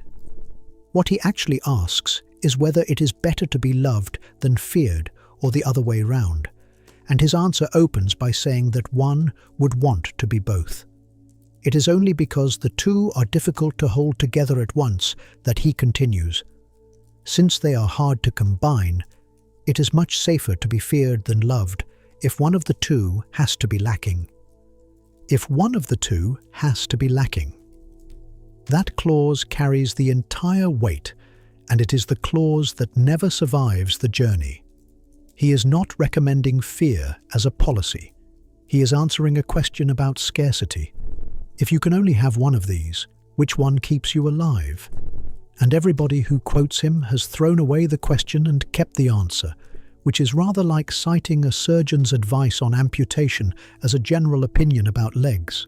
His reasoning is where the coldness actually lives. Men, he says, are ungrateful and changeable, pretenders and dissemblers, keen to avoid danger and eager for gain. While you are doing well by them, they belong to you entirely, and they will offer you their blood, their property, their lives, and their children. For as long as the need is comfortably far off, when it arrives, they turn away, and then the image the chapter runs on. Love is held by a chain of obligation, and because men are what they are, that chain gets broken at every opportunity where breaking it pays. Fear is held by a dread of punishment that never lets go of you. It is worth asking yourself the two obvious questions separately, because most people give the same answer to both, and the honest answers are different. Which would you rather work for? The manager everybody likes, or the one everybody is slightly careful around? And which of those two do you suspect you actually become on the days when something genuinely has to get done and there is no time left? Most of us would prefer the first and quietly rely, when it matters, on being a little of the second. But the sentence that comes next changes the shape of the whole chapter, and I have almost never heard anybody quote it. Nevertheless, the prince should make himself feared in such a way that if he does not acquire love, he at least escapes hatred. For being feared and not being hated can go together perfectly well. Not being hated is the operative instruction. Fear is only the fallback. And when he sets out how a ruler avoids hatred, the list deserves to be read slowly because of what it turns out to be. Keep your hands off their property. Keep away from their women. And if you have to proceed against a man's life, do it when there is a plain justification and a visible cause, which is to say, do not rob people, do not touch their families, and do not kill arbitrarily. That is a list of restraints on absolute power arrived at by the most cynical route available in the most notorious book in Europe, by a man who has spent the preceding page explaining that human beings are fundamentally not to be relied on. He gets there by arithmetic instead of conscience and arrives at very nearly the address conscience would have given him. Then the line people quote as final proof of his contempt for the species. Men forget the death of a father sooner than the loss of a patrimony. It sounds monstrous, and it is uncomfortably close to true, and the reason is not that people love property more than their parents. It is that grief is an event and grievance is a condition. A death is completed. It recedes. It turns into something you carry rather than something still happening to you. A confiscation happens again every morning. Every day the field is not yours is a day you are being robbed freshly, and the injury renews itself at breakfast for the rest of your life and then transfers to your children with the rest of the estate. He is not saying that people are shallow. He is saying that the wound which keeps being reinflicted is the one that produces rebellions, and that if you want to know which of your acts will still be manufacturing enemies 20 years from now, it is that one. There is something in all this I find genuinely touching, and I have tried to talk myself out of it and cannot. The most notorious chapter of the most notorious book of the last 5 centuries, the one that produced the phrase everybody thinks they know, is at bottom an extended argument about not making people hate you. Its practical conclusion is, leave their things alone, leave their families alone, do not kill without cause, and if you have to be frightening within limits. They can live inside. A man who believed human beings were mostly dreadful spent the crux of his argument working out how not to injure them past bearing. He would have been irritated to hear it put that way. With an army, the calculation changes completely, he says, and there a reputation for cruelty becomes indispensable. His example is Hannibal, who held together an enormous force of many different nationalities, campaigning for 15 years on foreign soil without a single mutiny, through catastrophic years as well as good ones. That, Machiavelli says, came from nothing but his inhuman cruelty, which together with his very great abilities made him permanently both revered and terrifying to his own men. And then the aside that gives you the whole of him. Writers, he notes, admire the achievement while condemning the thing that produced it, without ever noticing that they cannot have the first without the second. The case against all this is serious, and the first part of it you can supply yourself out of your own working life. You have been managed by fear at some point, not necessarily dramatic fear, just somebody whose response to bad news was reliably bad enough that you began, without ever consciously deciding to, editing what you brought them. You did not lie, you framed. You waited until a problem was solved before mentioning that it had existed. You delivered the number wrapped in the context that made it survivable. You stopped raising the small early signals altogether, because a small early signal got the same reception as a disaster and cost you an afternoon of your life. And so the person in that organization with the least accurate picture of what was happening inside it was the person responsible for all of it. That is the structural flaw in the argument, and it is not a moral objection, but an engineering one. Fear buys compliance reliably and cheaply. What it destroys is information. Every arrangement founded on being frightening dismantles its own capacity to find out what is going on, because in such a place the act of reporting a problem becomes personally expensive, and people respond to expense the way they always do. The feared ruler becomes the last man in the country to learn that the country is in difficulty, and when the news finally reaches him, it arrives in the form of soldiers at the gate. Machiavelli of all people should have seen it coming, because he had spent 14 years as the man whose job was to gather the information and send it home. There is a maintenance problem too, and here he collides with himself. Fear decays. It has to be renewed, which means it has to be reinflicted, and a schedule of reinfliction is precisely the pattern he denounces elsewhere as the worst error a ruler can commit. The harm that begins small, grows, and can never afterwards be stopped. Love, whatever else is wrong with it, maintains itself once established. You can neglect it for a year and find it more or less intact. Fear cannot be neglected for a month. He recommends the option that requires permanent expenditure and never once explains where the money is supposed to come from. And then there is the example he chose. As his warning against excessive mercy, he offers the Roman general Scipio, Scipio, whose armies mutinied in Spain because he was too lenient with them, and whom a senior senator denounced in public as the corrupter of Roman military discipline. All of which is accurate. Scipio also beat Hannibal. That is the entire war. Machiavelli's exemplar of successful terror spent 15 brilliant years in Italy and lost, and the man offered as the cautionary tale about being too soft is the one who destroyed him in the field and finished it. He does have a reply, and it is not a strong one. He says Scipio's dangerous leniency was contained by the Roman Senate, which kept him within bounds, so that what would have ruined a sole ruler was converted into glory. That may well be true. It is also, structurally, a concession that an arrangement with a Senate in it defeated an arrangement with a genius in it, which is a far more interesting conclusion than the one he draws here, and happens to be one he draws at enormous length somewhere else.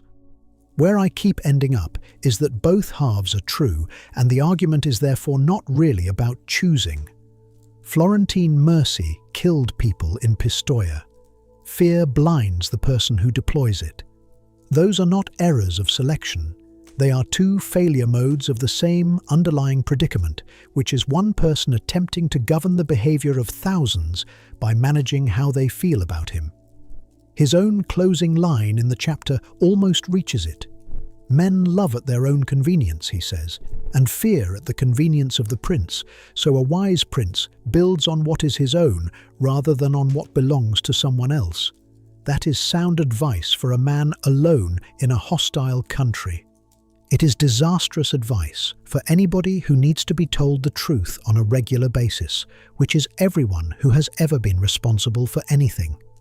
And every part of it, the fear kept short of hatred, the mercy that has to be seen, the reputation held carefully inside its limits, depends on a capacity he has not yet said out loud, which is the ability to appear as one thing while being another, consistently, in front of everybody, for years, without ever once being caught at it. Your body has been running its own low version of all this since you got up.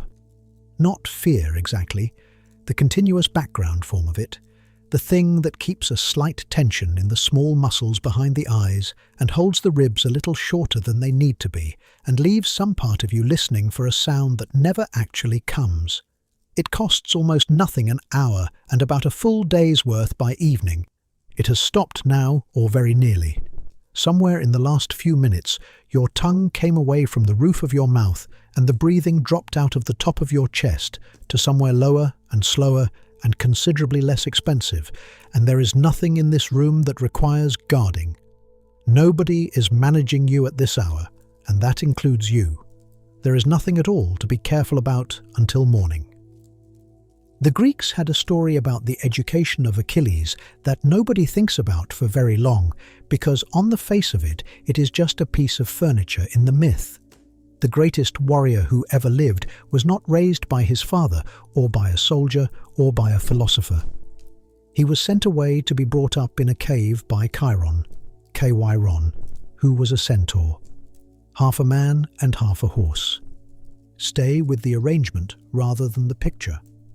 A civilization decides that the right teacher for its finest hero, the man who will define what human excellence looks like for the next 3,000 years, is a creature that is literally and physically only partly human, not a man with something animal in him, a being with the join visible.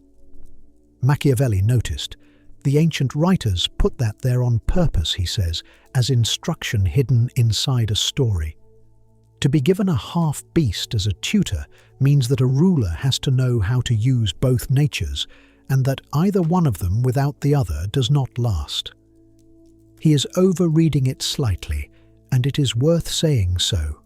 Chiron, in the actual myths, is the civilized one, the exception among centaurs, who were otherwise proverbial for getting drunk at weddings and starting fights.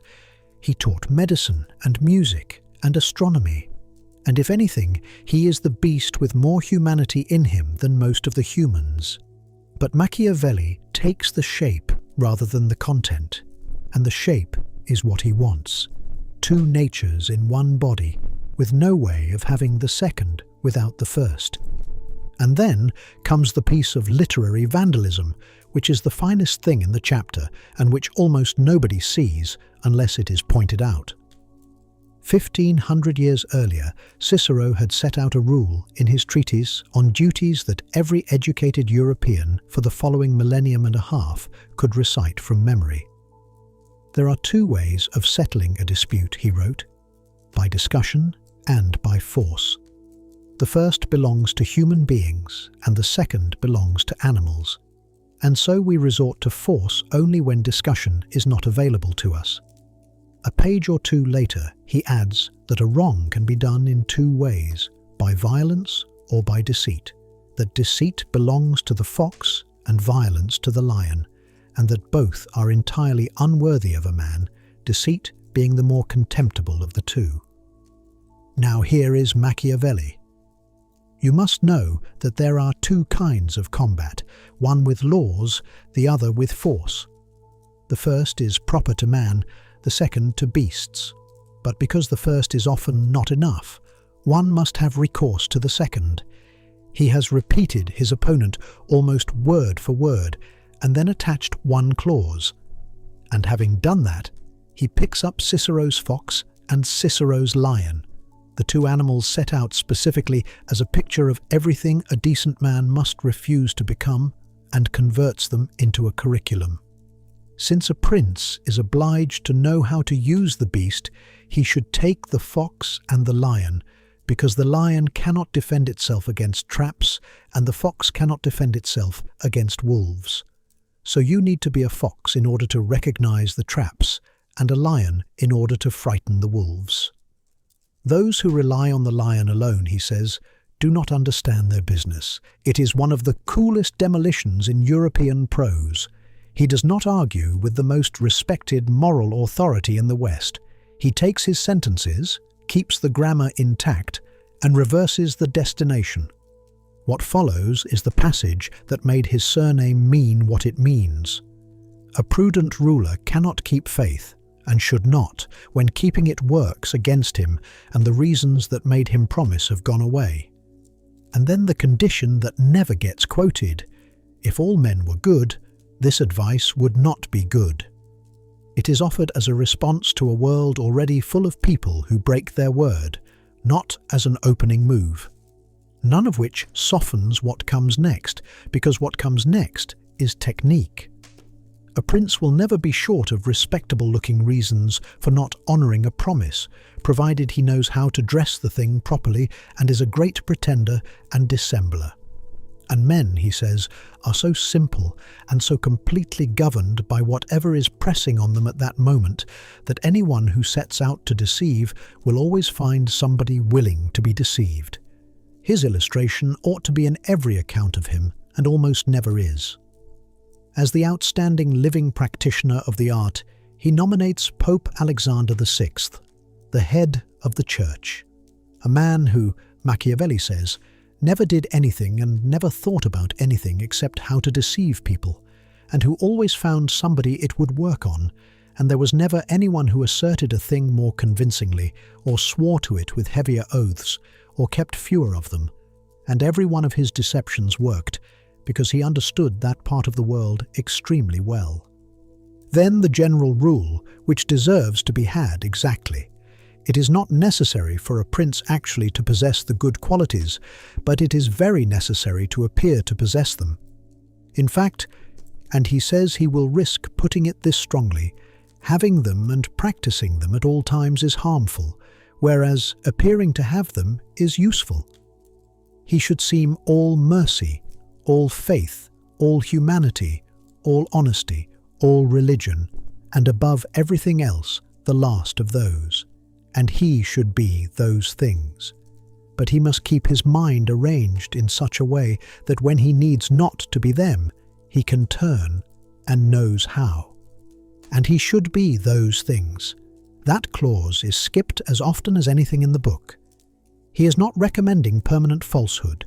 He is recommending genuine behavior with a reserve capacity underneath it, honesty as a policy rather than a principle, held for exactly as long as it holds and dropped when the situation demands, which is either a very small distinction or an enormous one, depending on how you feel about the difference between a man who will not do a thing and a man who has not yet had a reason to. And then the observation the whole architecture rests on. Men in general judge with their eyes rather than their hands, because seeing is available to everybody and touching to very few. Everyone sees how you appear. Few touch what you are. And those few, he adds, do not dare contradict the many, who have the authority of the state standing behind them. That is not cynicism so much as a fairly exact description of how reputation works in any population larger than a village. Almost everything you know about anybody in public life you know by sight at a distance, filtered. The handful of people with direct contact are nearly always people with something at stake in the arrangement, which makes them the least likely to report what they have touched. The chapter closes on the line that has been mangled more than anything else he wrote, that in the actions of men, and above all of rulers, where there is no court of appeal, people look at the result, read where it actually sits. At the end of a chapter entirely concerned with appearing, it is not a statement about ethics at all. It is a statement about perception. He is not saying the outcome makes the act good. He is saying the outcome decides how the act will be described, and that a ruler who wins will hear his methods called honourable by precisely the people who would have called them monstrous if he had lost. You have your own small version of this, and it costs you nothing to run. There is a face that goes on somewhere around the point where you get out of the car, or open the laptop, or the door of the building closes behind you. It is a steadier, more agreeable, less tired arrangement than the one you had 10 minutes earlier. Nobody taught it to you.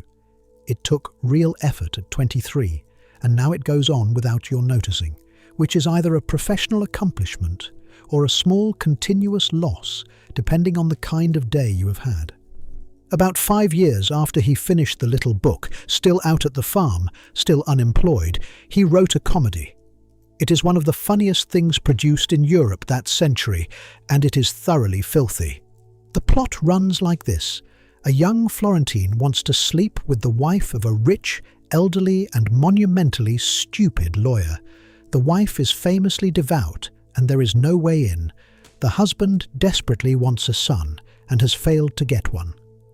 So the young man, disguised as a physician, explains that there is a potion made from mandrake root, which will guarantee conception, with one small difficulty, which is that the first man to sleep with her afterwards will be dead within the week. The obvious remedy, he suggests, is to seize some worthless young man off the street and let him take the consequences. The husband agrees immediately. He is delighted. He organizes the whole thing personally, which leaves the wife, who refuses. So they buy her confessor, a friar who assembles a rather beautiful theological case. The end is a child, and a child is good. The will does not consent, so there is no sin in it, and there is scripture available provided you do not look at it too hard. Between the friar and her own mother, she is talked round in an afternoon, and then the turn that makes it a great play rather than a dirty one. In the morning she understands exactly what has been done to her, and she does not weep, and she denounces nobody. She works out that between her husband's stupidity, her mother's foolishness, her confessor's corruption, and the young man's cleverness, she has been brought to do a thing she would never have done alone, and concludes that this must therefore be the will of heaven, which she is in no position to refuse. She takes the young man as her permanent lover, with her husband's blessing and the friar's, and they all go off to church together. Nobody is punished. Everybody gets what they wanted. And the engine driving the entire machine is that each person is simply offered the thing they already desired: a son, a grandchild, some money, and in her case, a different life. He wrote the prologue himself and put a sentence in it that is hard to read lightly. If this material seems unworthy of a man who would like to be thought wise and serious, he says, then forgive him. He is trying to make a wretched life a little more bearable, having nowhere else to turn, being shut out from showing what he can do with other kinds of work, and getting no reward at all for his labours. Which brings the thing closer than the theory does. You told the useful version of something not long ago. Not a lie, a selection, an ordering, an emphasis that put the account where you needed it to sit. You gave the reason that would be accepted rather than the reason that was actually operating. And you did not feel like a deceiver at any point, because it did not feel like an act. It felt like competence. The first objection is that the advice is parasitic and cannot survive being taken. Deception works only against a background of people telling the truth. A promise is worth breaking precisely because promises are generally kept, and that is where the value of the broken one comes from. In a population where everyone is a fox, there is nothing left to be foxy about. No trap is worth setting because nobody walks into anything. Every agreement is discounted before the ink is dry, and the cost of doing any business at all rises until very little gets done. So the doctrine functions only on condition that it is not widely adopted, which makes it less an account of how politics works than an account of how to defect from it while everybody else is still holding the line. The second objection comes out of his own book, and I do not believe he ever saw it. He ends the little book with a chapter of genuine fury about the state of Italy. Foreign armies marching up and down the peninsula as they please, cities sacked, the country being divided between France and Spain, and calls on somebody to come and drive them out. It is real feeling. The coldest book in Europe finishes on fire. But ask why no Italian coalition ever held. Not once in the whole period. Alliances were formed constantly, and every single one came apart, almost always because somebody had made a private arrangement with the invader. They came apart because none of those states could believe a word any of the others said, and they could not believe each other because all of them had spent the previous century being extremely accomplished foxes at each other's expense. They were incapable of combining because each of them, individually, had played it perfectly. The fox is why the lions came in, and then the objection that is really a question which I have been carrying for years without resolving. Suppose a man does it properly. Suppose he appears merciful and faithful and honest for 40 years, consistently, in public and in private, keeping his word in every case where breaking it was not strictly required, and the strictly required case never arrives. Is he a good man? Aristotle would say, obviously yes, and would think the question confused. On his account, you become just by performing just acts. Virtue is not some hidden interior substance that the behavior reports on. It is a settled disposition assembled out of repetition. There is nothing underneath the habit. The habit is the thing. Machiavelli would say the difference lies in the reserve, the mind arranged so that it can turn when it must. But a capacity you have not used in 4 decades is very hard to tell apart from one you do not have, and I am not at all sure the man himself would know which he was by the end of it, which is where this stops being about princes. You have worn the working face long enough that it goes on by itself. At some point, the question of whether it is still a face becomes genuinely difficult to answer from the inside, and the people who could tell you are mostly the ones who have only ever seen it. I do not know the answer for him, and I have never been confident about it for myself. What I have noticed is that the question only ever occurs to me at night, and never once during the day when the face is on and working perfectly. In 1506, an old man in armour rode into a city held by somebody with every reason and every opportunity to kill him, sent his escort away at the gate, and stayed there the whole of the day, none of which is your business tonight. Whatever face you have been running since this morning is off, and has been off for a while, and there is no one in this room it needs to be on for. That is a good part of what the dark is actually for. It will still be there when you want it. It goes back on without any effort. In the car, at the door, somewhere on the stairs, the way it has for years, and it will fit tomorrow exactly as well as it fitted today. You do not have to keep hold of it overnight. Nothing is going to take it. In everything he wrote, there is exactly one passage where Machiavelli stops sounding like a man explaining something and starts sounding like a man who cannot work something out. It concerns an afternoon on which nothing at all took place. In September of 1506, the Pope came to Perugia, a hill city in the middle of Italy, and he came at the head of an army to take it. Julius II was 62 years old, and he was not the sort of pope who sends generals. He wore armour. He rode with the column. Contemporaries were shocked by him in a way that is difficult to convey now. The head of the Christian church, out in the field in the autumn rain, besieging towns in person and swearing at his officers. The city belonged to Giampaolo Baglioni, and it belonged to him in the way such things worked, which is to say that his family had taken it and held it by killing anybody who objected, including a great many of themselves.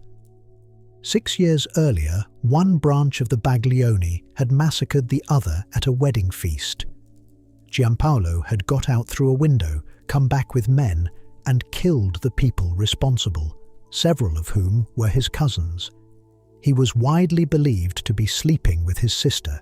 He was, in short, a man about whom nobody in Italy had any illusions whatever. And he had walls, and he had soldiers. Then Julius did something his own staff considered insane. He went in ahead of his army. He entered Perugia with his court and his cardinals, and almost no troops at all, and put himself, for the better part of a day, entirely inside the power of a man he had come to destroy. Nothing happened. Baglioni submitted. He knelt, handed over the city, agreed to serve in the papal army, and the Pope went on to the next place on his list. Niccolò Machiavelli was standing a few yards away. He was there as Florence's envoy, following the papal column and writing home about it, and he watched the whole thing. Years afterwards, on a farm with nothing else to do, he came back to that afternoon and found he could not leave it alone. The passage sits in the longer book in a short chapter with a peculiar title, that men very rarely know how to be entirely wicked or entirely good. The clever men around the Pope, he says, marvelled at two things, at the recklessness of Julius and at the cowardice of Baglioni. They could not understand why he had not, at a single stroke, and to his everlasting fame, crushed his enemy and taken the plunder, since every cardinal was present with all his jewels. Nor could they persuade themselves that goodness or conscience had held him back, because in the heart of a man who slept with his sister and had murdered cousins and nephews in order to rule, no reverence of that kind could possibly be living. And so the conclusion they arrived at, which Machiavelli endorses, men do not know how to be honourably wicked or perfectly good. When a crime has some greatness in it, or is in some part magnificent, they cannot bring themselves to enter into it. You are in that square for the length of the afternoon. You are somewhere in your 40s. You have killed relatives to be where you are, and you did not lie awake over it. And every person in Italy knows exactly what you are, and the most powerful man in Europe has just walked into your city with 100 courtiers and no soldiers and installed himself in a building you control. 1 hour. One order given quietly to men who take orders from you. The city is yours, there is no army in it but yours. And the person who came to take everything away from you is sitting there, unarmed, at 62, waiting to be handed a set of keys. Whatever went through your head in that hour is the reason nobody outside a footnote has ever heard your name. Underneath the whole judgment sits a single word, and it is the word that makes him impossible to translate. Virtu. Virtu. It looks like virtue, and it comes from the same root, and it means something almost entirely different. The root is the Latin vir, which is not the word for a human being, but the word for a man, and the original Roman sense was nearer to manliness, nerve, force, the quality that shows itself in a crisis. 1,000 years of Christian Latin then packed the word with something else completely. Humility, chastity, charity, patience, the qualities people list at a funeral. Machiavelli reaches back through that layer, takes the older thing and then adds his own. In his hands, virtu is a compound. It is energy and skill and timing, and above all, the nerve to act at the moment when acting is what is called for. It has nothing to do with being good, and it is not simply the same as being effective either, because there are effective men all over his pages to whom he pointedly refuses the word. It is closer to what we mean when we say somebody has it, the capacity to meet a situation with exactly what the situation is asking for at the hour it asks. The trouble, naturally, begins at the root. A political vocabulary assembled out of the Latin for man was always going to have consequences, and in due course it has them. His cleanest example is Francesco Sforza, Sforza, and it is a magnificent piece of work. Sforza was the son of a peasant who had turned soldier for hire. He became one himself, an extremely good one, and sold his services around northern Italy for 20 years, changing sides whenever the arithmetic changed. He married the illegitimate daughter of the Duke of Milan. When the old Duke died, and Milan declared itself a republic, the republic hired Sforza to defend it. He defended it, then he besieged it. He cut the grain roads and starved the city he was employed to protect until it opened its gates and offered him the dukedom, which he took, and he ruled Milan for 16 years and handed it on to his son. That, in the little book, is virtu, and the admiration in the sentence is not disguised at all.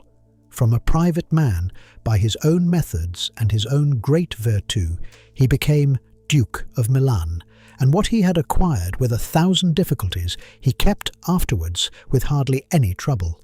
And then there is the limit of it, which is the saddest thing he ever wrote on the subject, and the part almost nobody quotes. The problem with virtu, he works out later, is that the times keep changing and people do not.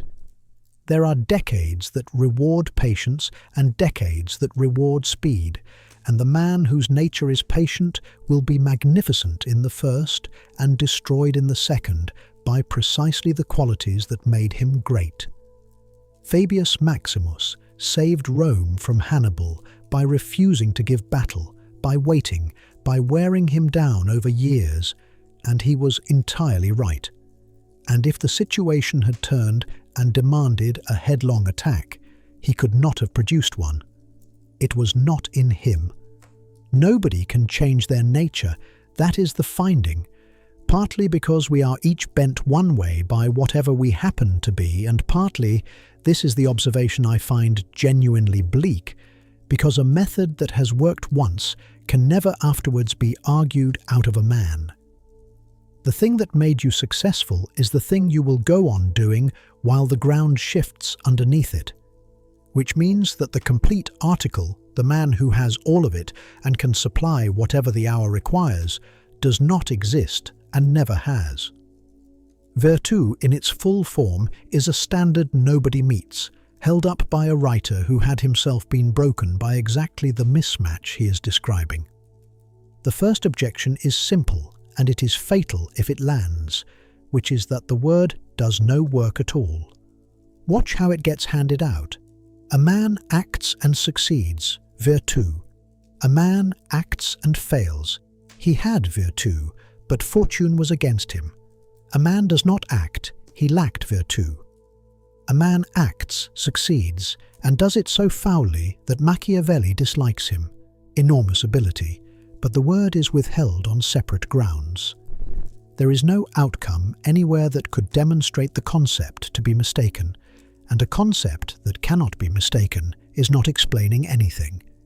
It is a way of expressing approval in a tone of voice that sounds like analysis, which is a particularly awkward charge for this man, since his whole method rests on judging by results, and he has constructed the single term in his vocabulary that survives every possible result.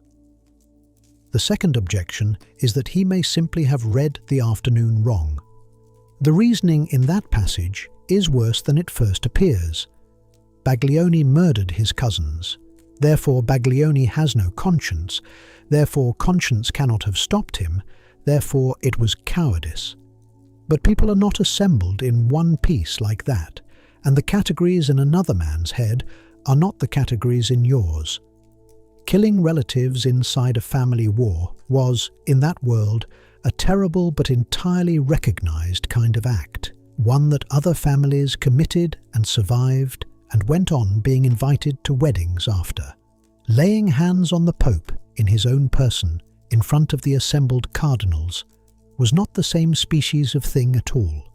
It would have put him outside every arrangement that made his life possible, outside the church, outside any alliance, outside the protection of any prince who might otherwise have employed him. Every ruler in Europe would have had a reason and a mandate to come and kill him, and they would have formed an orderly queue, which raises the possibility that Baglioni was performing the only piece of long-range calculation in the entire episode. What Machiavelli files under failure of nerve is at least as likely to have been a man working out correctly that certain doors open once and never close again. But the objection I find most revealing is a smaller one, and it is about the author rather than the argument. Look at what he says was actually missed. Not that killing the Pope would have worked, he never argues that, anywhere. He says Baglioni passed up the thing that would have brought him everlasting fame. He says the men around the Pope could not understand why he declined an act in which everybody would have admired his spirit. He complains that when a crime has some greatness in it, men cannot rise to it. Greatness, fame, spirit, those are not outcomes. They are aesthetic categories, and they have walked in from somewhere completely outside the system he built, because the system he built recognizes nothing except what works. The coldest analyst in Europe is standing in a square in Umbria, being disappointed that the story was not better. He wanted the magnificent version. In the one passage where he sounds most like a monster, what he is really giving away is that underneath everything, he was a man who loved a particular kind of splendor and kept being let down by a world that would not supply it. There is a smaller and much less glamorous version of that afternoon in most lives. You had the opening. The thing was right there, and you could have taken it, said the sentence, made the call, walked into the room, ended it, and you did not. And you have been explaining it to yourself ever since in terms that reflect fairly well on you. You were being decent. You were thinking of other people. You were taking the longer view. I have a few of these, and I should be honest about where I stand on them, which is that I cannot tell. I do not know, in my own case, where restraint leaves off and cowardice begins. The two produce identical behavior and identical accounts afterwards. And the account is always the flattering one, because I am the one giving it. I do not think that is a personal defect. I suspect hardly anybody can separate those two from the inside, and that the people who insist they can are simply better at the account. 14 years after that afternoon, Giampaolo Baglioni received a summons to Rome from the Pope of the day with a safe conduct attached and every possible assurance of goodwill. He went. He was arrested on arrival, held, tortured, and beheaded in the castle by the river. The papacy did to him precisely what he had declined to do to the papacy, by precisely the method he had been too something to use, and it took 14 years to come back round. Machiavelli had a word for whatever it is that arranges a thing like that takes a man's one act of restraint and hands it back to him sharpened, a decade and a half later, through the very door he left standing open. It is the other half of the pear, and he thought about it harder than he thought about anything else in his life, and the place where he finally set it down properly begins with a river. The difference between a room in the daytime and a room at this hour is not really the light. In daylight, a room is full of things you could be doing, the pile on the chair, the thing on the desk, the small repair you have been noticing for a month. All of it is still in here. None of it is available. The dark has not removed a single object from the place where you are lying. It has removed every option, and that turns out to be very nearly the same as removing the objects. Nothing in here can be started now, and nothing in here can be finished. There is no opening in this room tonight, and nothing whatsoever that requires your nerve, and the size of that relief is available to you for the next several hours, whether or not you get round to taking it. Anybody who grew up in Tuscany knew what a river could do. The rivers there come down off the mountains, and for most of the year they are nothing much. Shallow, stony, half dry in August, the kind of water a child walks across without thinking. Then the rain arrives on ground that has already taken as much as it can hold, and within a few hours the same river is carrying trees and the side of somebody's barn and a substantial quantity of a field that used to be a field, and it takes the bridge with it, and it does not go down for days. Everyone gets out of the way. There is no argument to be had with it. You go up the hill, and you stand there, and you watch your year go past. In the 25th chapter of the little book, Machiavelli set fortune down as one of those rivers, and it is the best writing in it. I liken her to one of those violent rivers which, when they become enraged, flood the plains, ruin the trees and the buildings, lift the earth from one place and set it down in another. Everyone flees before them, everyone yields to their fury without being able to check it anywhere. And then, without a pause, the sentence that changes the entire temperature of the thing. And although they are like this, it does not follow that men cannot make provision against them when the weather is quiet, with embankments and dikes, so that when the waters rise afterwards, either they run off down a channel, or their force is not so wild and not so damaging. That is not a fatalist. That is the most optimistic paragraph in the book. He is saying that the flood cannot be prevented and can be prepared for, that the preparation has to be done in the calm years when nothing appears to be wrong and nobody wants to spend money on embankments, and that the difference between a country that is destroyed and a country that is merely inconvenienced is work carried out decades earlier by people who could not see any water coming. He even puts a number on it, which is either a joke or a serious estimate, and I have never decided which. So that our free will is not extinguished altogether, he says. I judge it may be true that fortune is arbiter of half of what we do, and that she leaves the other half, or something near it, for us to govern. Then he looks at his own country and says the obvious, brutal thing. Consider Italy, he writes, and you will see a plain with no embankments and no dikes anywhere on it. Had she been properly diked, like Germany and Spain and France, either this flood would not have made the alterations it has made, or it would not have come here at all.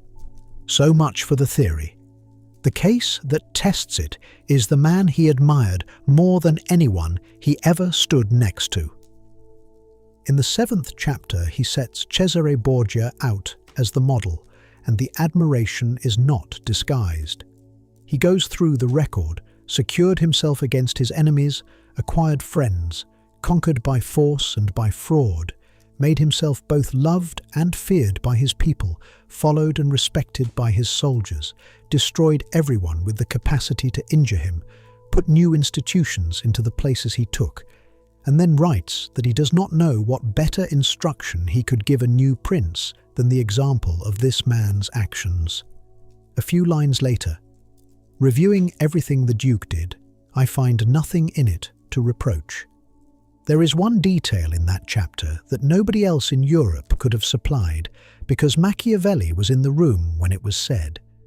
He records that Borgia told him on the day Julius II was elected that he had thought through everything that might happen when his father died and had worked out an answer to all of it, except that it had never once occurred to him that on the day his father died, he would be dying himself. In August of 1503, in Rome, in the worst of the heat, both of them took a fever. The father was 72, and it killed him inside a fortnight. The son was 28, and it did not kill him, but it put him flat on his back, unable to stand or ride or be seen by anybody, for exactly the 6 weeks in which the whole future of central Italy was settled by a conclave a few streets away. By the time he could stand, everything had been arranged around him. The new pope was a man he had personally injured years earlier, and had then, from his sickbed, helped into office on a set of promises that were not kept for a month. Within the year, he had been made to hand over his fortresses, then arrested, then released, then arrested a second time under a safe conduct by a Spanish commander who had given his word, and shipped to Spain, where he spent 2 years in a castle in Castile. He got out in the autumn of 1506 by going down the outside of a tower on a rope that turned out to be too short. He made his way to Navarre, where his sister's husband was king, and took service in a small provincial war. On the 12th of March, 1507, outside a town called Viana, a party of enemy horsemen came out of the castle in bad weather, and he went after them. He was faster than his own escort, and he outran it completely, which was the sort of thing he did, and he came into a ravine a long way ahead of anybody who could help him. 3 men-at-arms killed him there. They had no idea who he was. They took his armour and his clothes because armour was worth money, and they left him where he was. He was 31. The most frightening man in Italy, the model for every new prince, finished naked in a gully in northern Spain, killed by soldiers who had to be told afterwards what they had done. Machiavelli's verdict on all of this is one phrase, and it is the most revealing thing in the entire book. The Duke, he says, was undone by the extraordinary and extreme malignity of fortune. That is the one move his method forbids. Everything he has built rests on going to the effectual truth of the thing. Never mind what should have happened. Look at what did happen. There is no court of appeal. The result is the judgment. And then, the man he presents as the perfect application of the whole theory produces approximately the worst result available to a human being, and the verdict entered is bad luck of a very unusual kind. If bad luck is admissible as evidence, nothing in the system can ever be shown to be wrong about anything. And it is worse than that, because he was holding the tools to explain it without appealing to fortune at all. His own doctrine says, repeatedly and with total clarity, that a state built on somebody else's arms and somebody else's fortune is built on nothing. Borgia's entire position, the money, the soldiers, the legitimacy, the license to take other men's cities, rested on the single fact that his father was Pope. Popes are elected old, and then they die. Every person in Italy understood this, very much including Borgia, who had spent years trying to make his holdings independent of it and had run out of time. That is not misfortune. That is a foundation with a known expiry date, visible from the first morning, and the book contains its own chapter condemning exactly that arrangement. He even files the Duke under the correct heading, one of those who acquire estate through fortune and the arms of others, and then, 40 lines later, registers astonishment that fortune took it back. He diagnoses the illness accurately and is then surprised by the death, though I think I understand why he did it.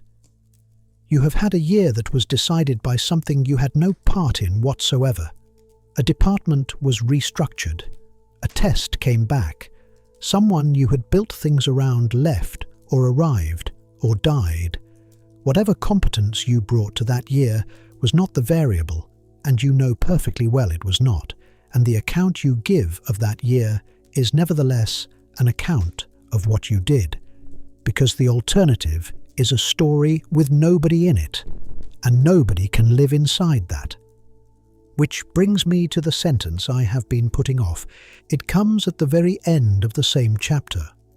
It is not softened here, and I am not going to arrange the surroundings so that it goes down more easily.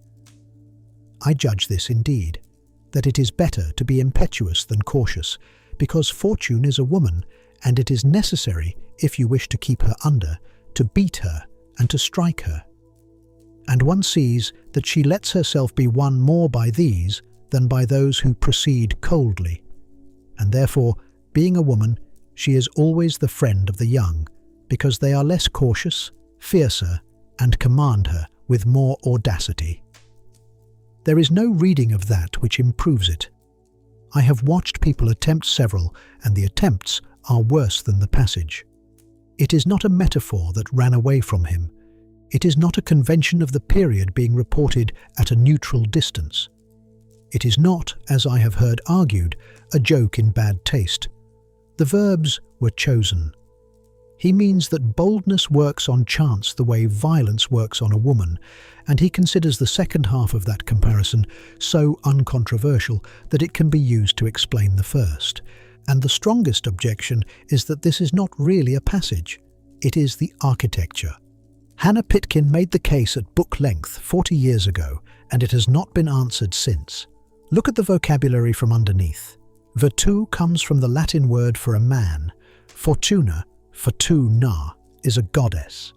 The relationship between them is figured throughout as one thing getting on top of another, with the getting on top coded male and the thing underneath coded female. And in this chapter, the coding stops being decorative and says what it means. Fortune as a goddess was standard Roman furniture, and everybody used it. The wheel, the blindfold, the fickle mistress. What belongs to him is the instruction to beat her. The consequence is not a question of tone. A political vocabulary in which agency is manly and contingency is womanly is a vocabulary in which half the human race cannot show up as political agents at all, because they are already occupying the other role in the metaphor. That is not a slip to be forgiven on account of the century.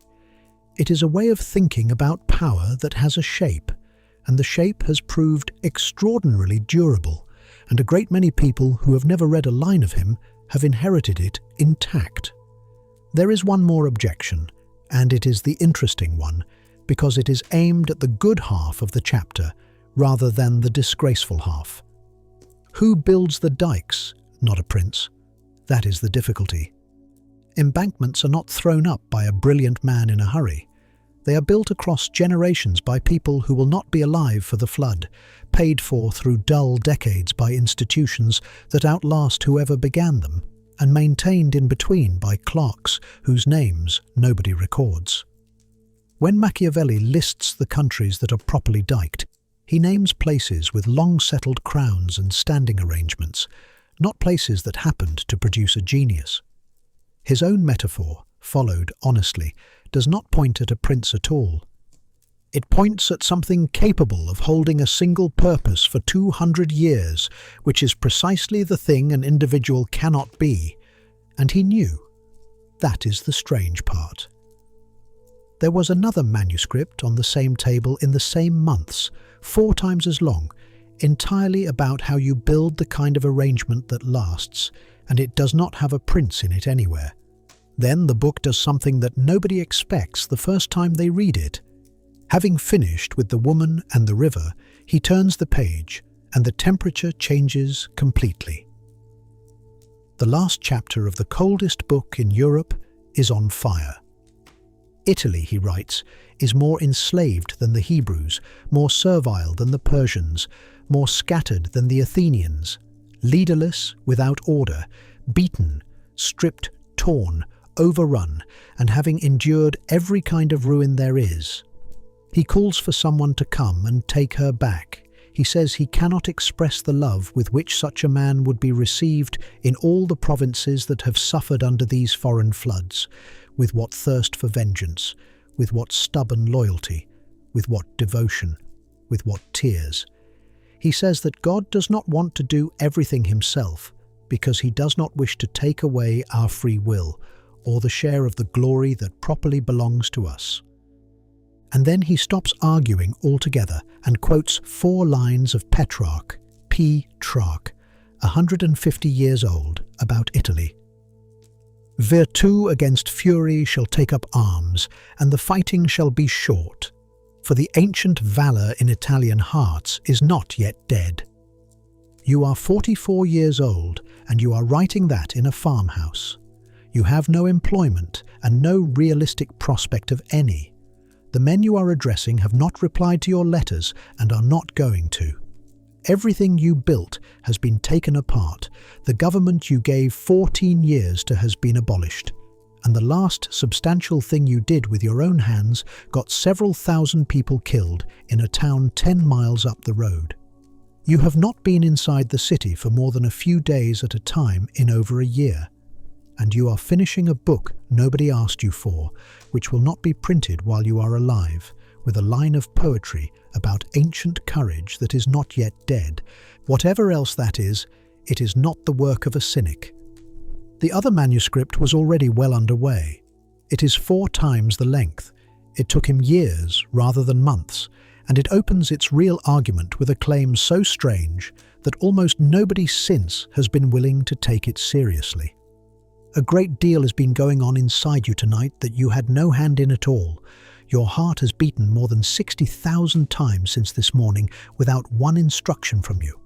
Your temperature has been held inside about 1/2 degree all day, through everything that happened without being mentioned. And somewhere in the last while the whole system began stepping itself down, the pulse slowing, the breathing lengthening, the core temperature dropping slightly, the muscles letting go in an order that nobody has ever had to be taught. Half of what happens is not yours, he said. In a body it is a great deal more than half, and it always has been. And it has never once needed your permission or your attention or your agreement. It is doing it right now, underneath the listening. The only part of it you can interfere with at all is the breathing, and even that will manage perfectly well without you. So you can put the whole thing down. It was never being held up by you in the first place. 2 cities, and you have to live in one of them. In the first there is noise, and there has been noise for as long as anybody can remember. People argue in the street about who should hold which office, and about the price of grain, and about whether the last war was necessary, and the arguing is not polite. There is shouting, there are crowds standing outside buildings, there are periodic walkouts, and days on which nothing whatsoever can be transacted, because a large number of people have decided that nothing will be. Foreign visitors write home about the place with a kind of horror. It looks permanently as though it is about to come apart. In the second city, it is quiet. The arrangements were settled a long time ago by people who knew what they were doing, and they work, and nobody shouts in the street because there is nothing to shout about that would make the slightest difference. Visitors write home admiring the order of it. Business is conducted smoothly. The buildings are in excellent repair. One of those cities is free and the other is not, and very nearly everybody who has ever written about this has got the answer wrong. Machiavelli got it right in a short chapter with a title that reads like a provocation and was intended as one, that the disunion of the people and the Senate made the Roman Republic free and powerful. His complaint about everyone else is precise. Those who condemn the quarrels between the nobles and the people, he says, are blaming the very thing that was the first cause of Rome remaining free, and they are doing it because they attend to the shouting and the noise that the quarrels made, rather than to the good effects those quarrels produced. Here is what one of them looked like from ground level. In the year 494 before Christ, the ordinary people of Rome had had enough. They were in debt. The debt laws were savage. A man could be seized and sold for what he owed, and they had spent years fighting the city's wars and coming home to find themselves worse off than when they had left. They did not riot. They burned nothing. They walked out. The entire plebeian population left the city, went a couple of miles to a hill outside it, and sat down. They took no action at all. They simply removed themselves and stayed there, and left the patricians to work out how to run a city or fight a war without any of the people who did either of those things. It took a negotiation. What came out of it was a new office, tribunes of the people, elected by the people, whose persons were declared sacred, so that laying a hand on one was a capital matter, and whose central power was the power to say no. A tribune could stand up and stop a piece of public business dead, not amend it, stop it. That office survived in one form or another for the rest of the Republic's existence, which is the better part of 5 centuries. The mechanism underneath, as he sets it out, is that there are 2 different appetites in every city that has ever existed, and they do not want the same thing and never will. The difference is permanent. It cannot be legislated away, and it cannot be preached away. And every law ever passed in favour of liberty came out of the friction between them, not out of agreement between them, which never happens, but out of the friction. He does the arithmetic on the cost too. From the expulsion of the kings to the Gracchi is more than 300 years, and across those 3 centuries, he says, the tumults of Rome very rarely produced exile and hardly ever produced blood. 300 years of continuous public quarrelling, a small body count, and what accumulated instead of corpses was law. Good conduct comes from good upbringing, he writes, and good upbringing from good laws, and good laws from precisely those disturbances that so many people condemn without thinking about them. There is a place attached to this book that changes how it reads, and the place is a garden. Somewhere around 1516, a group of young men from good Florentine families started meeting in the gardens of the Rucellai house, a large walled garden with old trees and classical statuary, in a city where the Medici were back in charge, and political conversation had become a matter for private property. They were in their 20s mostly. They had money and educations and no power at all, because the arrangements had been settled without reference to them, and at some point they invited the unemployed former secretary in from his farm. You can reconstruct a fair amount of what happened there, because 2 of his books are addressed to it. He read them the Roman material, and they argued with him about it. He later wrote a whole treatise on war in the form of a dialogue, and set it in that garden, with those men in it, under their own names.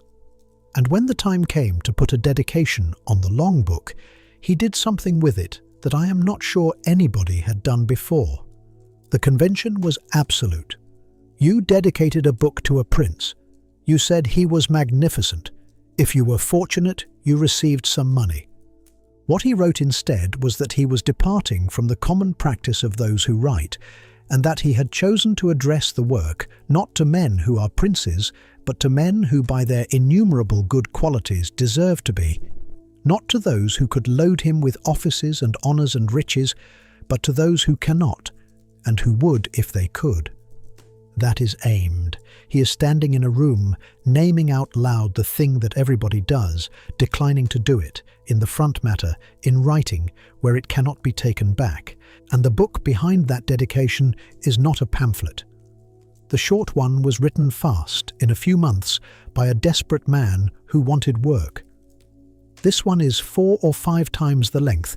It took him years. It runs to something like 140 chapters, and there is no prince anywhere in it. It is what he produced when he was not trying to get hired. It is the one he cared about. Which is worth staying with for a moment because of what it suggests about how a mind survives. The tumults argument is, I think, the most original thing he ever wrote. Nobody had said it before him. The entire tradition, Greek, Roman, Christian, humanist, the whole shelf, had treated civil discord as the disease that kills republics, and here is a Florentine clerk with no job announcing that it is the organ that keeps them alive. It is a genuine reversal, arrived at by looking very hard at 3 centuries of evidence, and it turns out to be broadly correct. It is also the least quoted thing he ever wrote. It is not on any mug. Nobody has ever been accused of it in an argument.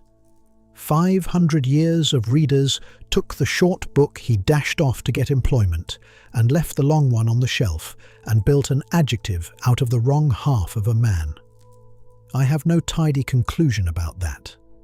I notice it, and it bothers me, and I do not think he is the only one it has happened to. Go back to the 2 cities and answer honestly, because most people answer the first way and live the second way. Which would you actually rather be in? Not which is more admirable. Which would you rather wake up in on an ordinary Tuesday? The noisy one is exhausting. Nothing is ever settled. Everything takes 4 times as long as it should, and a good half of it is people being unreasonable in public at volume. The quiet one is extremely comfortable, right up until the morning you want something changed, at which point you discover there is no mechanism and nobody to shout at, and nothing to walk out of. The best objection to all this was made by a friend, which is the only kind worth having. Francesco Guicciardini, was 14 years younger, from a considerably grander family, and a far more successful man, a serious historian, a papal governor, somebody who actually ran provinces rather than writing about running them. He and Machiavelli spent the last years of Machiavelli's life exchanging letters that are among the funniest anybody has written in any language. Guicciardini also went through the long book, chapter by chapter, setting down what he thought was wrong with it, and on the tumults he produced a sentence that has never been improved upon. To praise the disunion, he said, is like praising a sick man's disease, on account of the excellence of the medicine that was given for it. That is exactly right, and it is very hard to get round. The tribunes were a remedy. The remedy was a good one. It does not follow that the illness was good, and it certainly does not follow that anyone should be pleased about the illness. Rome survived its quarrels. It does not follow that the quarrels were what made it survive, any more than a man who recovers from a fever was strengthened by having had the fever. There is a harder version of the objection, and it is sitting inside his own sentence in plain view. From the expulsion of the kings to the Gracchi, he says, 300 years, hardly any blood. Notice where he stops counting. What happened after the Gracchi was that the identical conflict between the identical 2 appetites over the identical questions of land and debt tore the Roman Republic to pieces. The 2 brothers who give the period its name both died violently at the hands of their political opponents. After them came proscription lists nailed up in the Forum, and a general marching on the city, and then another general marching on the city, and a century of civil war that finished the Republic entirely and handed the whole thing to one family for the next 400 years. The tumults produced laws for 3 centuries. Then they produced Caesar. The thesis works beautifully provided you stop the clock at precisely the point where it stops working, and a man who insisted that everything be judged by its results has chosen his cut-off with some care. He is not defenseless, though, and his reply is one of the more honest things in the book. He asks directly whether Rome could have been arranged some other way, whether you could have had the greatness without the quarrelling, and concludes that you cannot. A republic organized for quiet has to stay small and stay still. If it does not expand, it stays peaceful, but a state that does not expand has no depth to it, and the first serious accident that comes along will finish it because there is nothing in reserve. And since all human things are in motion and cannot be held still by anybody's preference, the accident always comes along eventually. So the choice is not between a noisy free city and a quiet free city. It is between a noisy city that is tiring to live in and lasts, and a quiet city that is pleasant to live in and does not. In human affairs, he says in effect, you never get to select the good option. You only ever get to select the less bad one, and anybody holding out for the clean choice will still be holding out when the soldiers arrive at the gate. What I think is actually true here sits between the two of them, and neither of them quite says it. The people on that hill did not make Rome free by being angry. Angry crowds are the commonest thing in history, and they almost never produce anything except corpses and a restoration. What made that particular quarrel productive is that it terminated in an office, a permanent, named, legally protected position with a specific power attached, which was still there the following year, and the year after that, and 4 centuries later. The anger was the pressure. The tribunate was the pipe. Conflict with a channel builds institutions. Conflict without one wrecks a town. Which is how the same man can be right about Rome and right about a small Tuscan city being burned by its own families in the same lifetime, without contradiction. And it is why the question worth asking about any furious argument going on near you is not whether the fury is justified, but whether there is anything at the end of it capable of holding a result. You probably have a small model of this at home. There is an argument in your family that has been running for years and will never be settled, about money or about how somebody was treated in 1994 or about who is permitted to say what to whom. It surfaces at intervals. Nobody wins it, and if you look at it honestly, that argument is not the thing damaging the family. It is closer to being the thing holding it together, because it is where the pressure goes. And families with no such argument usually turn out to be families where somebody has simply stopped speaking. There is an ending to the garden, and I should give it to you. In 1522, several of those young men decided the theory was not enough on its own, and formed a plot to kill the Medici cardinal who was governing Florence. It was discovered before it began. 2 of them were beheaded. The rest got out of the country and spent the remainder of their lives in exile, and one of the 2 men the long book is dedicated to was among those who ran. Machiavelli was questioned on account of the association and not charged. The gardens closed. He was 53 years old, and the young men he had taught to admire the Roman Republic had gone and tried to do something about it, and it had cost them their heads, and he went home. Which leaves the question that any friction leaves, which is whose hand you would rather have on the machine. He answers it at length, and the answer is very close to the last thing you would expect from the man whose surname became a word for cunning. The argument is still going on, incidentally, not that particular one, the general one, about who should have what and who gets to decide. It has been running without a break for about 3,000 years. It was running before you woke up this morning, and it will be running while you are asleep, and it will be running when you get up. You are not needed in it tonight. That is not a small thing, and it is worth taking properly.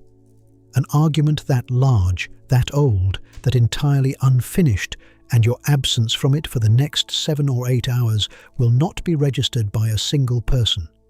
It has always managed without everybody in shifts continuously. You can rejoin in the morning or not, and it will be more or less exactly where you left it. Somebody is speaking to a crowd, and what he tells them is this: do not be frightened by the antiquity of their blood, which they will throw at you. All men had the same beginning, and are therefore equally ancient, and nature made every one of us in one manner. Strip us naked, and you will see that we are alike. Put their clothes on us and ours on them, and without any doubt we shall look noble, and they will look common, because it is nothing but poverty and riches that make us unequal. The year is 1378. The city is Florence. The men listening are wool carders. They were called the Ciompi, and they combed and beat raw wool for the cloth industry, which was the largest business in the city and the source of most of its money. They were paid badly, in a currency the wool merchants themselves controlled. They belonged to no guild, and in Florence the guilds were the political system. The 21 corporations of the city were its electorate, and if you were not in one of them, you had no vote, no standing, no court of your own, and no legal right even to associate with the man working next to you. Combination was a crime. They were, by design, the largest body of people in Florence, and politically the equivalent of furniture. The speaker keeps going. If you look at how men actually proceed, he says, you will see that everybody who has arrived at great riches and great power got there by fraud or by force, and that afterwards, to cover the ugliness of the acquisition, they apply the false title of earnings to what they took by deceit or by violence. Those who avoid these methods, out of scruple or stupidity, smother in servitude and poverty all their lives, because faithful servants are always servants and good men are always poor. And then, because they are frightened, he deals with their consciences. It grieves him, he says, to hear that some of them are repenting what has already been done. Men who win never take any shame from the manner of winning. And where there is fear of hunger and of prison, as there is among us, there cannot be and should not be any fear of hell. They did it. On the 22nd of July, they took the government palace, and for a short period, the head of state of the Republic of Florence was a woolcomber called Michele di Lando, who had been carrying a banner in the street an hour before. They forced through 3 new guilds, one of them their own, which made them for a few weeks the only unskilled workers anywhere in Europe with formal political representation. It held in that form for about 6 weeks, and in a reduced form for 4 years. Then the old families reassembled, abolished the new guilds, and put everything back where it had been. The woolcomber who had led it was exiled once the reaction was complete. Now the part that matters here. That speech was never given. There is no record of it. Nobody wrote it down at the time and nobody remembered it, and the man who supposedly delivered it is anonymous even inside the text. He is introduced only as one of the boldest and most experienced among them, and he is given no name at all. It was written a century and a half later by Niccolò Machiavelli, who put it into the mouth of a dead rioter in an official history of Florence commissioned and paid for by a Medici cardinal who shortly afterwards became pope. That arrangement deserves a second look. The family that had dismissed him had him hoisted on a rope on the strength of a lost note and then ignored him for 8 years, finally gave him paid work in 1520, a salaried commission to write the city's history. And what he did with it, in the third book, was to compose the most radical political speech produced in Europe that century and attribute it to a man who did not exist, so that the argument could be in the book without being in his voice. He needed a mouth that was not his own. It is the oldest device in literature, and he was using it at 51, on salary, from the people he was hiding it from.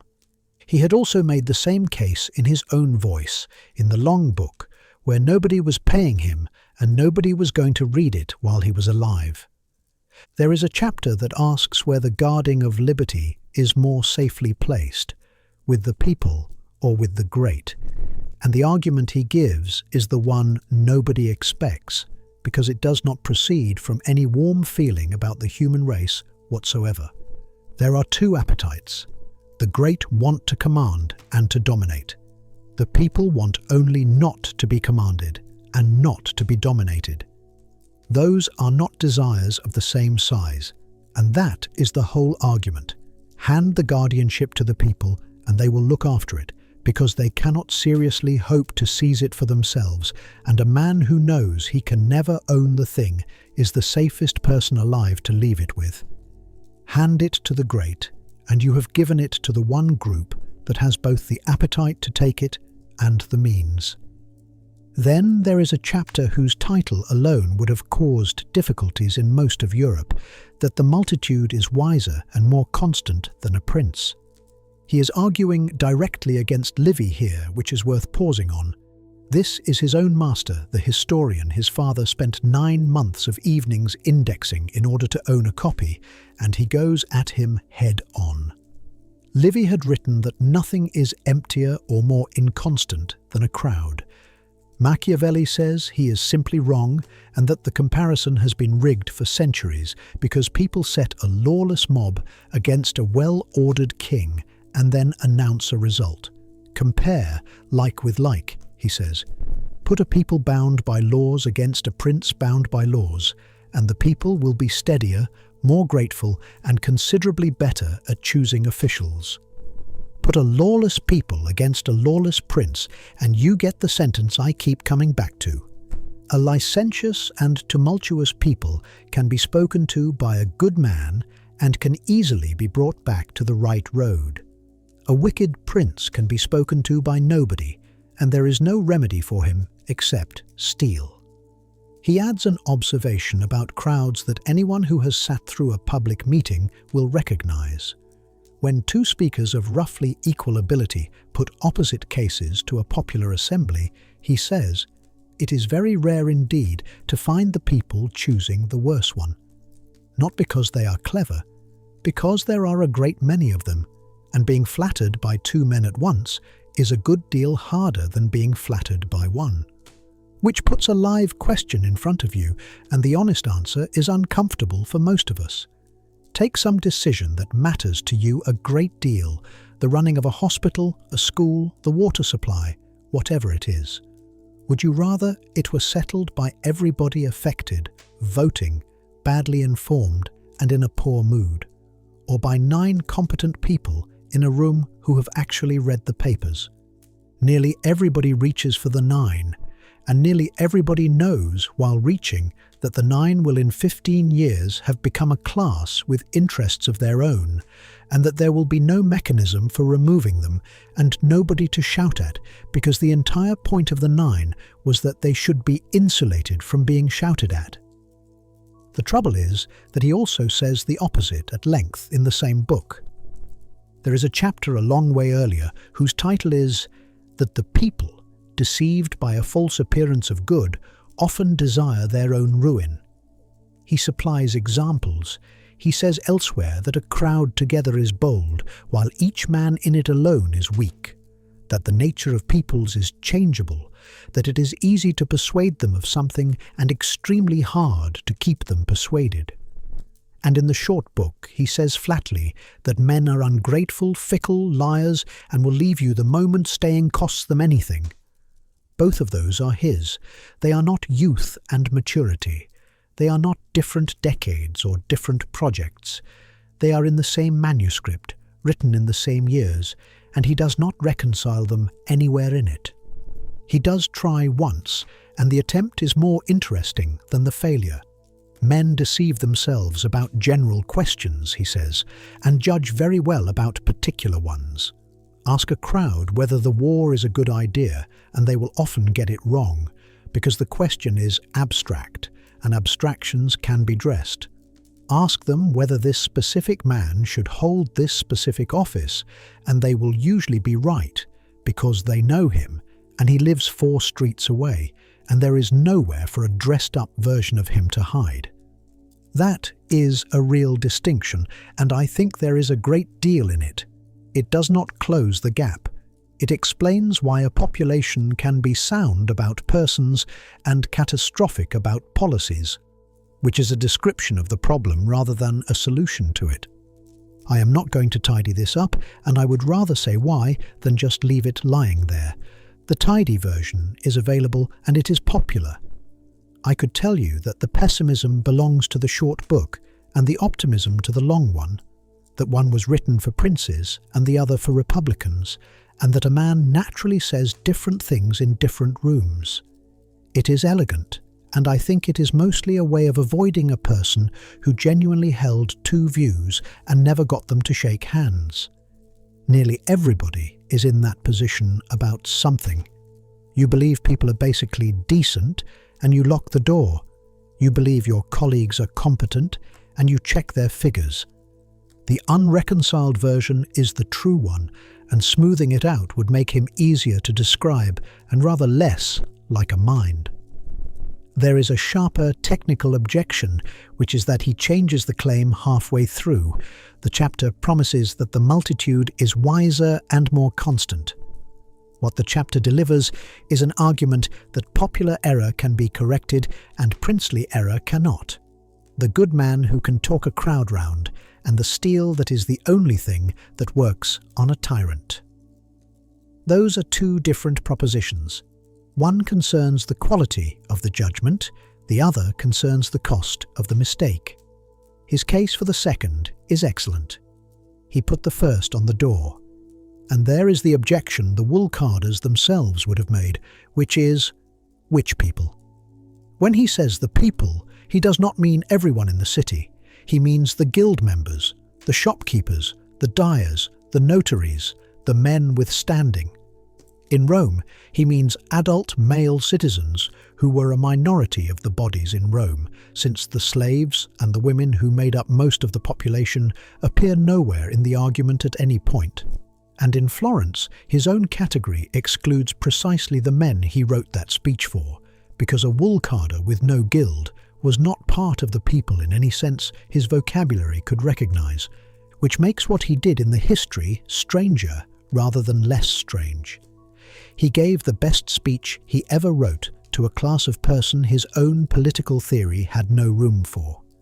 You have felt the thing he was nervous about, from the inside. You were in a crowd once, a match, a concert, a march, a funeral, and at some point you noticed that you had become simpler. Your opinions had fewer parts in them than they had possessed an hour earlier. You were making a noise you would never have made alone, and you were slightly outside yourself while making it, and it was not unpleasant. It was one of the better sensations available to a human being, which is exactly the difficulty. Nobody has ever been frightened of crowds on the grounds that crowds are miserable. What I think he actually found, and could not state cleanly because nobody had the vocabulary for it yet, is that a people is not a thing with a character. It is a mechanism with settings. The same population is wise or disastrous, depending on what it is being asked, how the asking has been arranged, whether the question is concrete or abstract, and whether there is anybody left who can be spoken to afterwards. The Ciompi in the square were the mob, and 6 weeks later they were a guild with officers and a seat at the table, and they were the same men. Nothing whatsoever about them had changed. The apparatus around them had, which means that the argument about whether to trust the people or the experts is very nearly the wrong argument and has been for 500 years, and we are still mostly having it. But no crowd has ever founded anything. Not once, anywhere. Every arrangement worth guarding, every set of laws that anybody has ever bothered to defend, was put in place by one person, usually in a hurry, usually against opposition, and very often over somebody's body. He knew that too, and the chapter in which he says so is the most disturbing thing in the long book. There is one person in this room, and it is you, and that is the rarest condition of your entire day. Since you woke up, you have been one of a great many. In the traffic, in the building, in the queue, and then inside the much larger crowd that arrives through a screen. Several thousand strangers over the course of a day, all with something to say. All of it landing in your head in the first person. Very few of the opinions you handled today started out in you. None of that is in here now. This room has one occupant, no incoming views, and nobody requiring an answer. And whatever that feels like at other hours, at this one, it is not loneliness.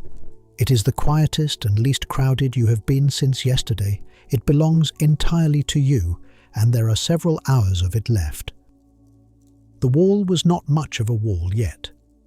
A furrow ploughed round a hilltop, or a first low course of stones, a line rather than a defence, marking out where a city was going to be. Two brothers had agreed to build it, and had agreed on almost nothing else, including which hill it should go on, and which of them was in charge. One of them stepped over it. Whether he jumped it laughing or kicked the stones apart, or simply strolled across to demonstrate how little it would stop, depends on which version you read. Every version agrees about what happened next. Romulus killed him. Then he finished the wall and named the city after himself, and it lasted rather a long time. The question worth putting is not whether that was wrong, because obviously it was. The question is the harder one underneath it. Is there a version of that morning in which Remus goes on living and anything still gets built? Two men with equal authority, opposite views about every foundational decision, and a project that requires one answer rather than two. What actually happens if the blow is not struck? In most of the tellings, nothing happens. There is no city. There are two men on two hills, arguing, and within a generation 2 small settlements spending the next 100 years fighting each other over a river. Machiavelli set the whole problem out in one chapter of the long book, and the title is a warning by itself, that it is necessary to be alone if you wish to order a republic from the beginning or to reform one completely. It never happens, or almost never, he says, that a republic or a kingdom is well ordered at the outset unless it is ordered by one man on his own. Not one man chairing a committee. One man on whose mind the whole arrangement depends, because a constitution is a single thing, and a group of people cannot hold a single thing in their heads simultaneously. Broad agreement is what you need in order to keep a system running. It is precisely what you cannot have while you are inventing one. And then comes the sentence that has done more damage than anything else he wrote, including everything in the short book. A sensible man, he says, will never reproach anybody for an extraordinary action taken in order to found a kingdom or establish a republic. It is entirely fitting that when the deed accuses him, the result should excuse him. And where the result is good, as Romulus's was, it will always excuse him. Blame belongs to the man who is violent in order to spoil a thing, not to the man who is violent in order to mend it. When the deed accuses him, the effect excuses him. That is the sentence. Nearly everything ugly done in the name of building something better over the last 5 centuries has had that line somewhere in its pocket, usually without any idea whose it was. But there is a second half that almost nobody quotes, and it changes the shape of the thing considerably. Machiavelli sees the obvious problem coming, which is that every murderer will now describe himself as a founder. So he supplies a test, and it is not a test of what the man says about himself. It is a test of what he does immediately afterwards. The evidence that Romulus acted for the city rather than for himself, he says, is that the moment he had power, he created a senate, a body he was obliged to consult, whose advice he took, which was capable of disagreeing with him. He built the machine that would constrain him before the mortar was dry. A man who kills his brother and then reserves everything to himself has told you what the killing was for. A man who kills his brother and then, inside a year, hands himself a room full of people who can outvote him has told you something considerably different. There is a further clause, and it is the one I find most interesting of the lot. The arrangement will not last, he says, if it stays on the shoulders of one man. It lasts when it passes into the care of many, and when it is up to many to maintain it. Because a crowd cannot design a thing not knowing what is good, but once they have been shown, they will never agree to give it up. You are standing on that hill. The furrow is cut, and there is nothing else. No wall, no houses, no city, no name for anything. Just a line scratched in the dirt and your brother on the other side of it, who has stepped across to show you exactly what your line is worth. You are perhaps 20 years old. Nothing has been built. Nothing whatever has been proved. And the entire justification that will be offered on your behalf for the next 3,000 years, that a great city came out of it, does not exist yet and cannot possibly be inside your head, because from where you are standing there is no city. There is a hilltop and an argument and a man you have known since you were born. The Roman Republic then began with a second killing, and Machiavelli gives that one a chapter of its own, under a title that softens nothing, that it is necessary to kill the sons of Brutus if you wish to keep a freedom you have only just acquired. Lucius Junius Brutus had driven out the last king, set up the Republic, and become one of its first 2 consuls. Within a year, a conspiracy was uncovered to bring the king back, and among the conspirators were his own 2 sons. He sat in judgment as consul. He convicted them. And the account that came down to every Roman schoolboy is that he sat there and watched while they were stripped and flogged and beheaded in front of him, and did not look away, because looking away would have announced that a father's feeling outranked the law he had just finished making. Machiavelli's comment on this is entirely without hesitation. The severity of Brutus, he says, was not merely useful but necessary. And then he sets it out as a matched pair, which is the most chilling construction in the book. Whoever takes up a tyranny and does not kill Brutus, and whoever founds a free state and does not kill the sons of Brutus, will not last long. Nor does it stop at the founding, which is the part that turns the stomach. There is a chapter about how a republic stays alive across centuries, and the answer is that it has to be dragged back periodically to its beginning, back to the fear and the seriousness it had in its first year before anybody had grown comfortable. Sometimes an outside disaster does the job for you. Rome was sacked by the Gauls and came out of it more serious than it went in. But you cannot arrange to be sacked on a reliable schedule, so the internal method is executions. Spectacular, public, notable punishments of important people, which shock everybody back into remembering what the rules actually are. And then he puts a number on the interval. Not more than 10 years, he says, should be allowed to pass between one of these and the next. Any longer, and men begin to find room in which to corrupt themselves.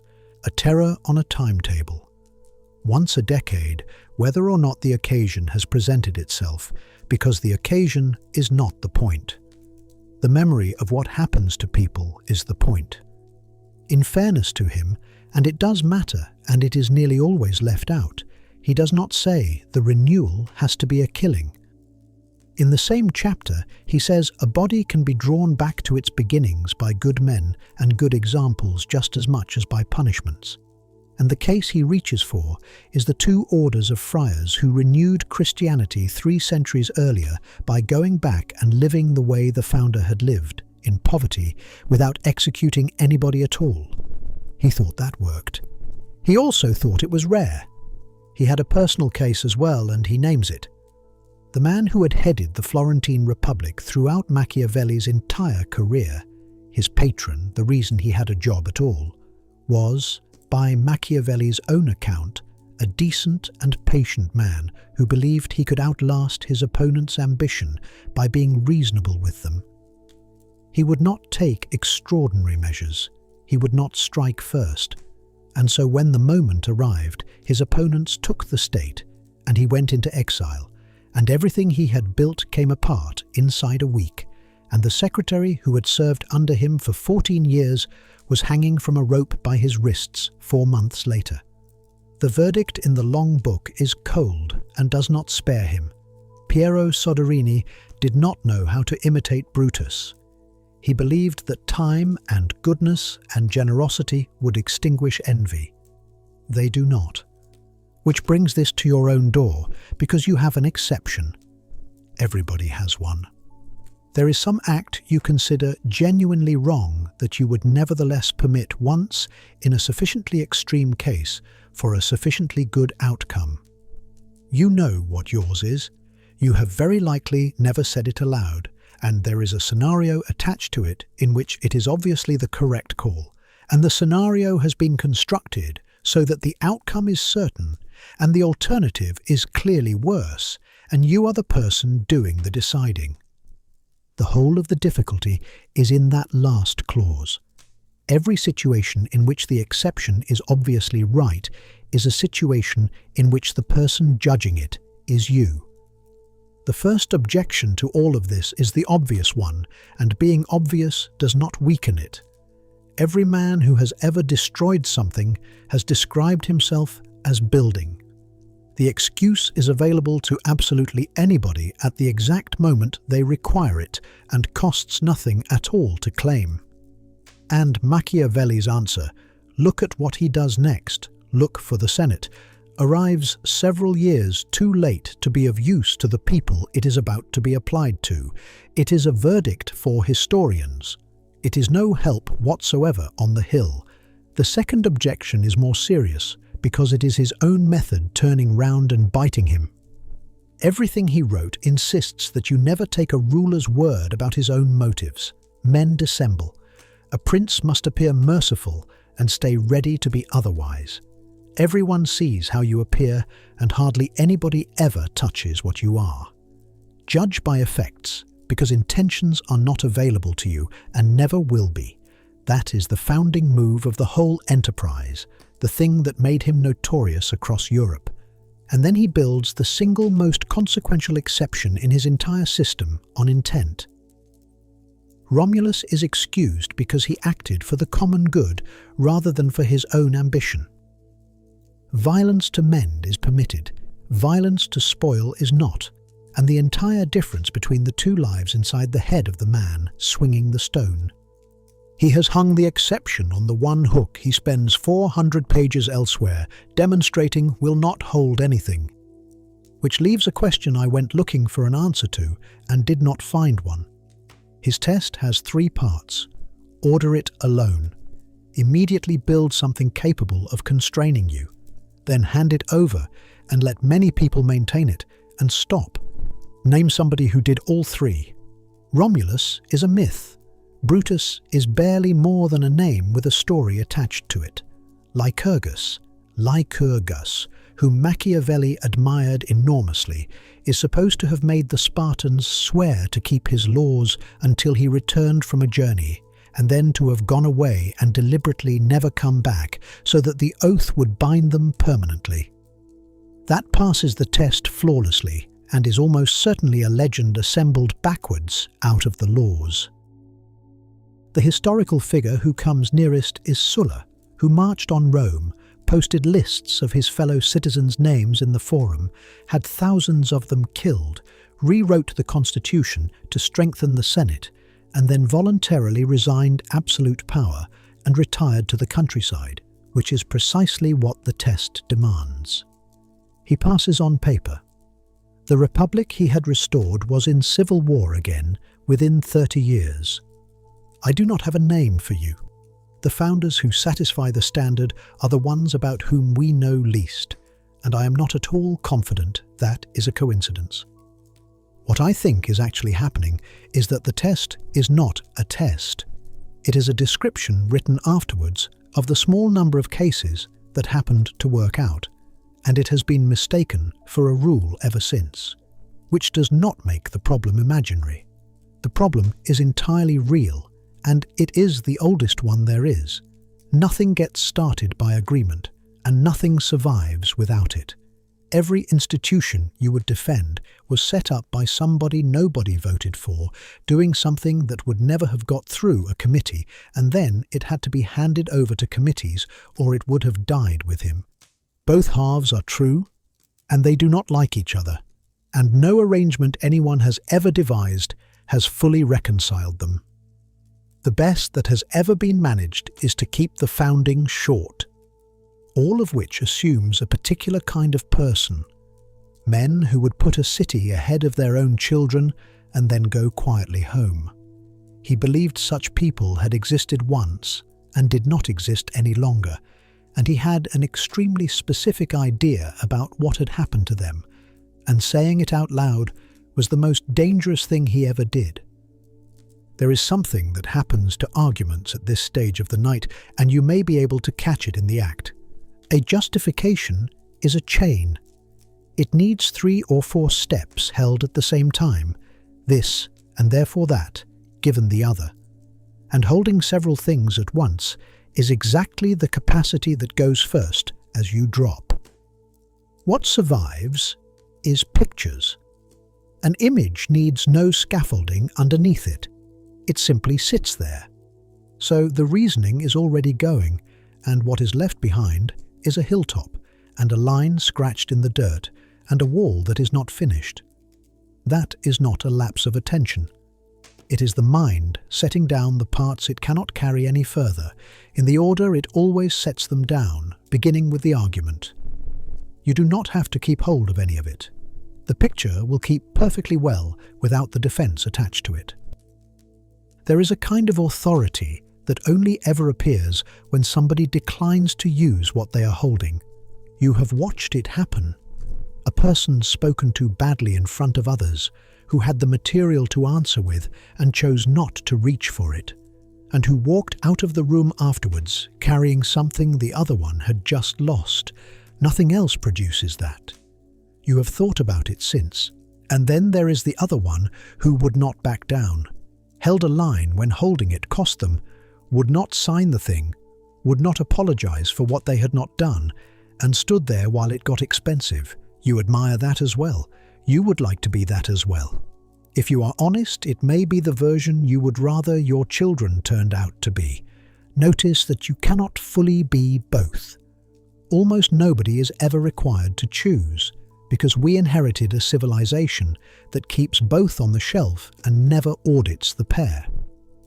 Machiavelli looked at that shelf and said the two were incompatible, that Europe had picked the wrong one about 1400 years earlier, and that the bill was now arriving.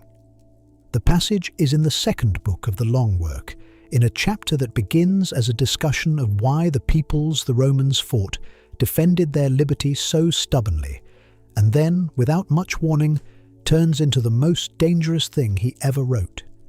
Ancient peoples loved liberty more than the peoples of his own day, he says, and the cause is a difference in education, and the difference in education comes down to a difference in religion. Our religion has glorified humble and contemplative men rather than active ones. It has placed the highest good in humility, in abjectness, and in contempt for human things. The other placed it in greatness of spirit, in strength of body, and in everything else that makes men formidable. And if our religion does ask for strength in you, he goes on, it asks for the kind that is capable of suffering rather than the kind that is capable of doing. Then the sentence that would have been enough on its own. This way of living, he says, appears to have made the world weak and handed it over as prey to criminal men who can manage it in perfect safety, because the general run of humanity, in order to get to paradise, thinks more about enduring its beatings than about avenging them. He even goes down to the physical detail, which is where the argument becomes uncomfortably concrete. Ancient sacrifice was full of blood and ferocity, he points out. Large numbers of animals killed in the open, in front of everybody, so that the spectacle itself was terrible, and men who watched it several times a year became something like it. Ours is gentler. That is precisely his complaint. He believed that a religion whose central rite is bloodless produces people who are astonished by blood, and that a people astonished by blood is a people about to be taken. Both reactions are in you, and they do not sit quietly together. There was an occasion when you saw somebody refuse to retaliate, and it struck you as the most impressive thing in the room. And there was another occasion, which you are less comfortable about, when you watched somebody accept a humiliation they should not have accepted, and what arrived in you was not admiration. It was a small, disloyal contempt turning up before you could stop it, followed by a second layer of shame at having felt it at all. Both of those were you. He would say the second one is the older instinct, and the first one was installed. What almost everybody misses is that he was not arguing for unbelief. He was not an atheist making a case against religion, and he had no visible interest in whether the propositions were true. He wanted religion back. And he wanted it back for reasons that ought to horrify a believer considerably more than atheism does. He wanted it as an instrument. His model is not a prophet, it is Numa Pompilius, Noma Pompil Eus, the second king of Rome, who inherited a population of extremely rough men and needed them to obey laws, and who turned to religion as a thing absolutely necessary for anybody wanting to maintain a civilization. Numa announced that he was receiving guidance from a nymph he met in a grove. Machiavelli's assessment of this is entirely matter of fact. The man needed an authority, there was no other source of one available, so he manufactured it, and it worked, and Rome got its laws out of it. And then he says the thing that ought to be more famous than it is.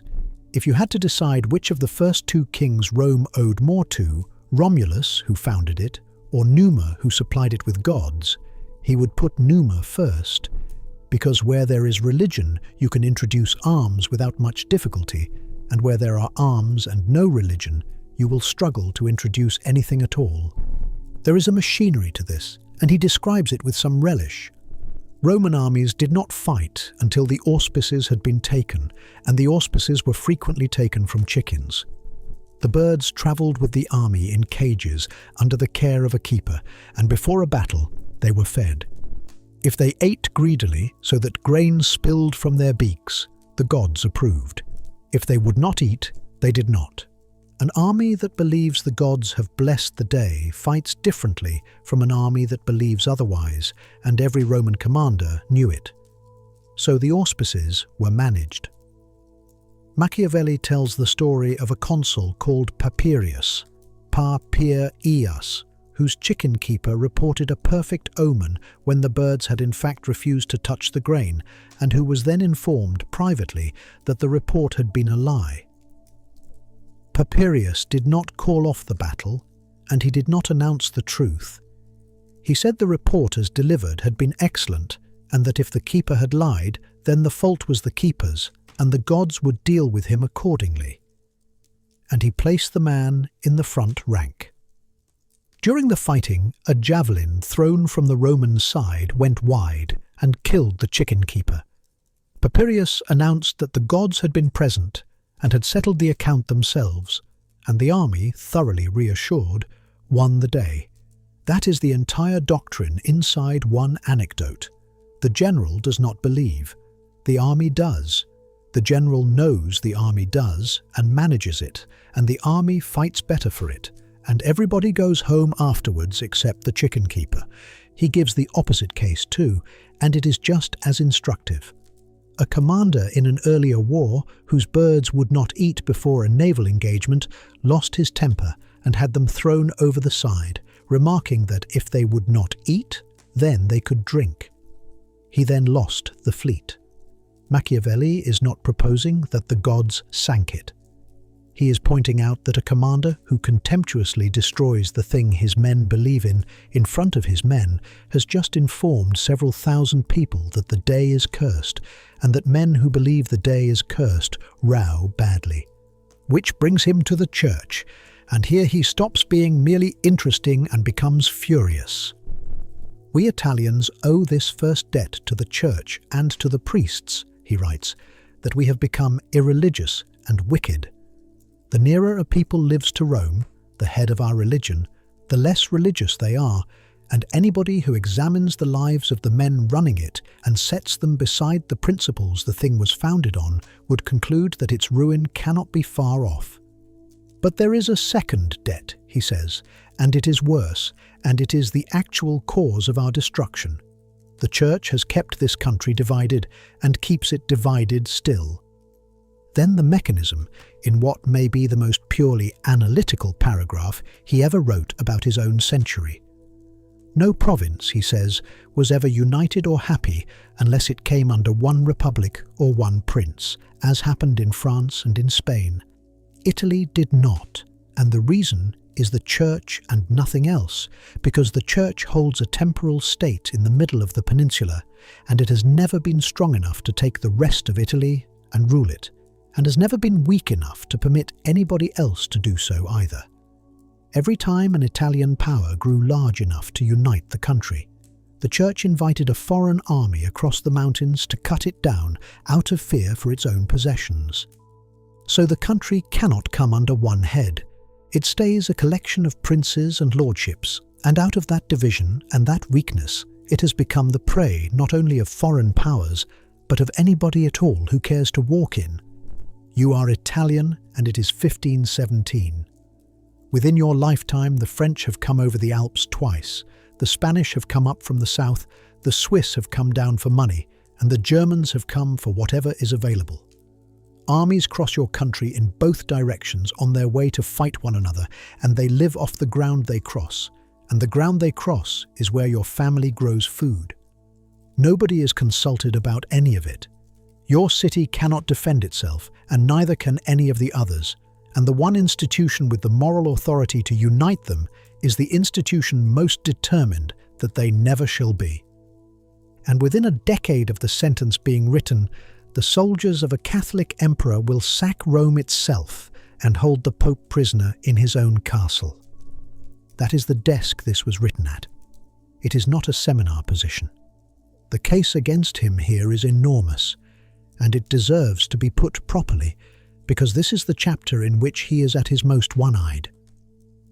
The humility he is complaining about built things his beloved Rome never conceived of and could not have conceived of. The General Hospital, a place where a sick stranger with no money and no usefulness to anybody is taken in and looked after, is a Christian invention, and there was nothing of the kind before it.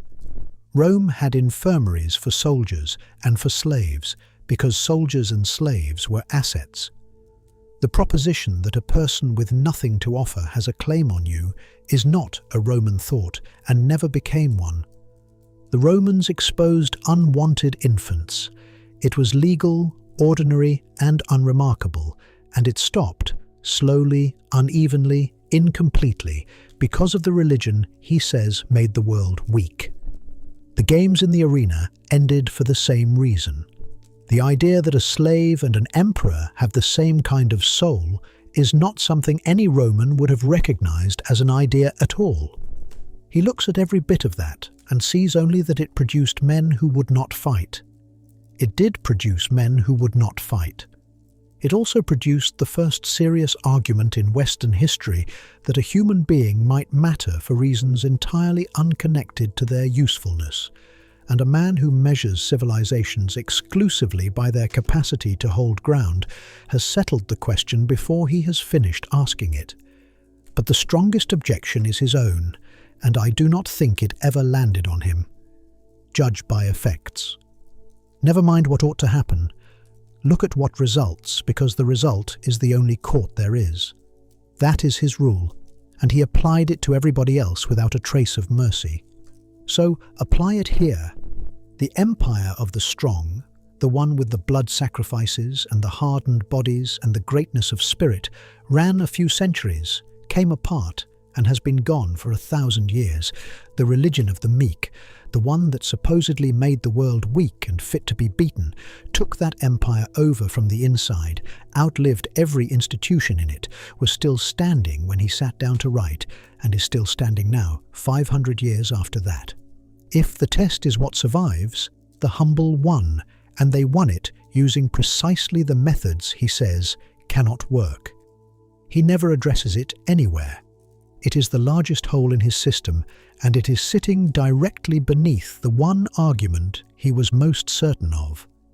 There is also the objection anybody could have made by opening a window. The claim is that this religion produces men unwilling to fight.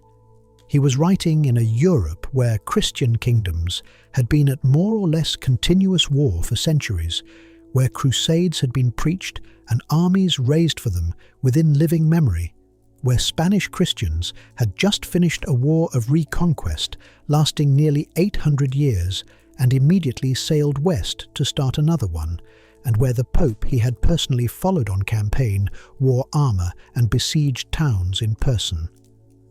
Whatever the religion of the meek was doing to Europe, it was very plainly not disarming it. He does leave himself a door, and it should be mentioned because it is nearly always left out.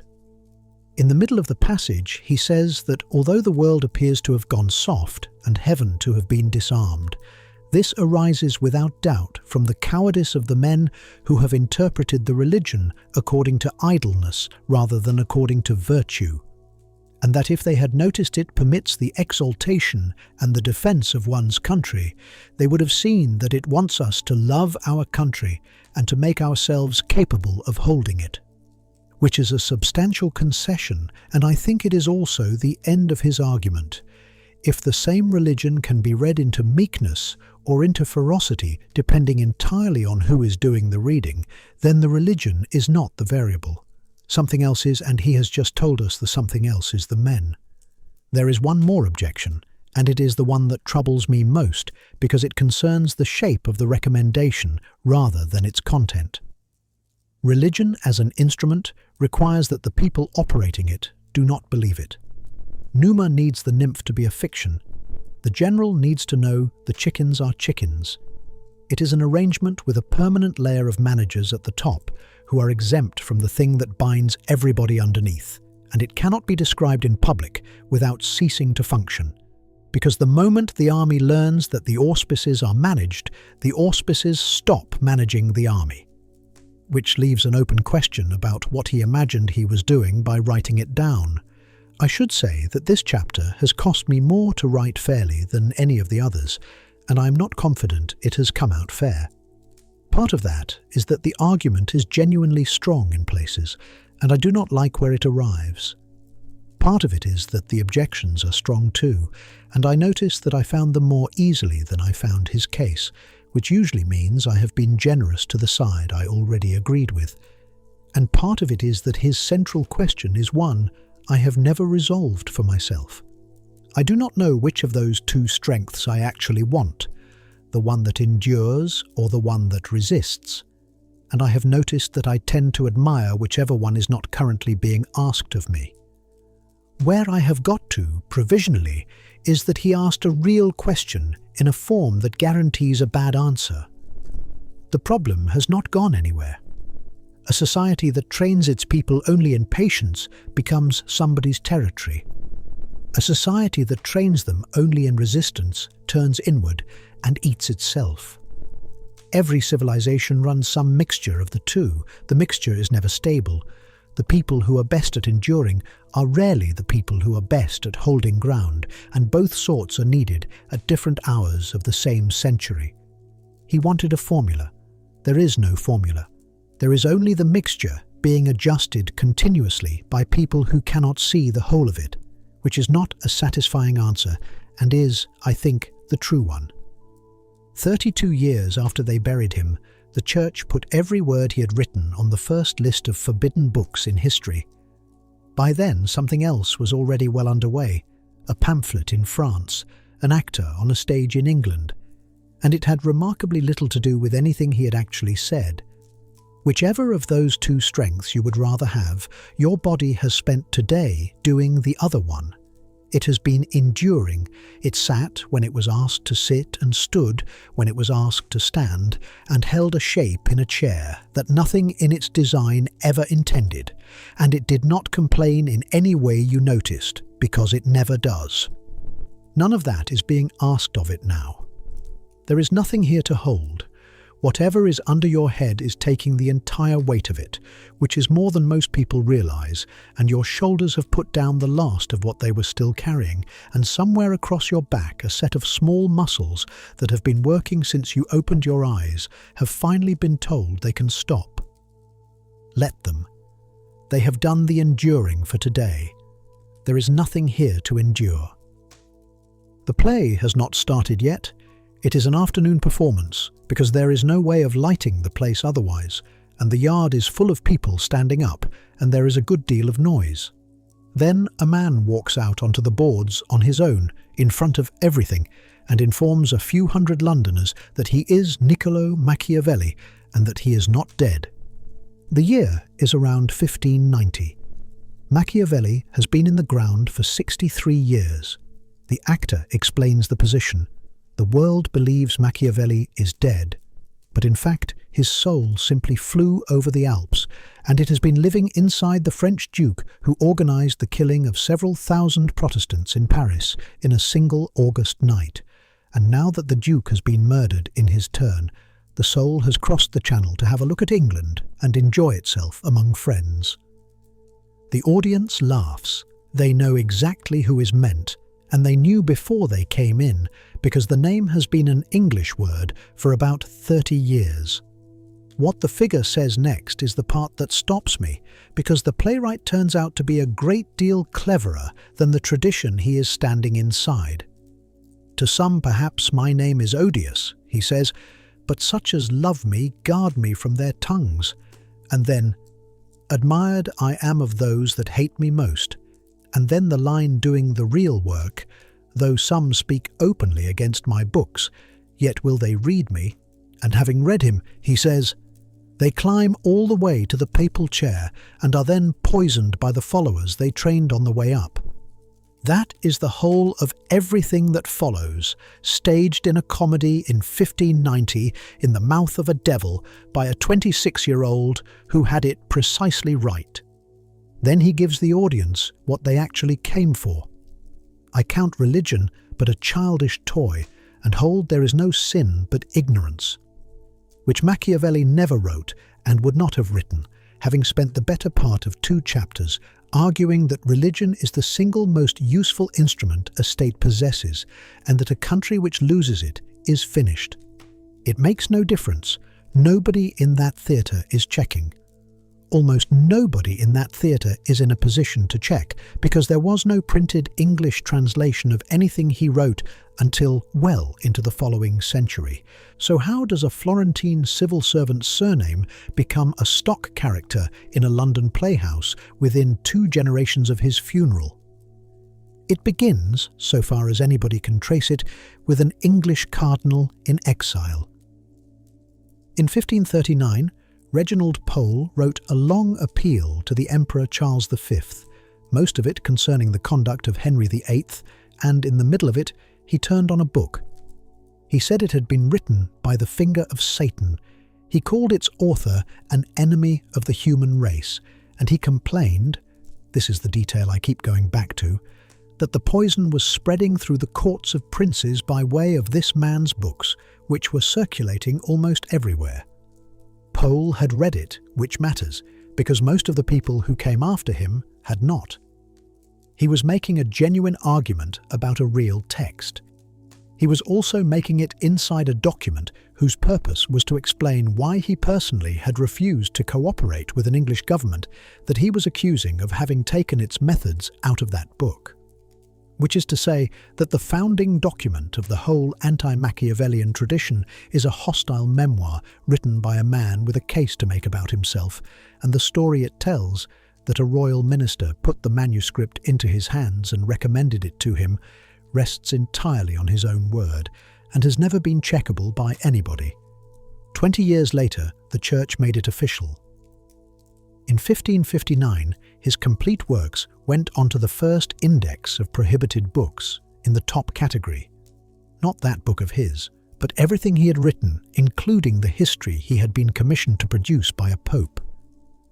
There is a symmetry there worth a moment. The institution he had accused, in the long book that almost nobody was reading, of keeping Italy divided and ruined for its own convenience, banned the lot of it. And banning it, did what banning has always done. Within a generation, his name was known to people who could not have produced the name of any other Italian writer. Then came the machine that turned a forbidden book into a household word.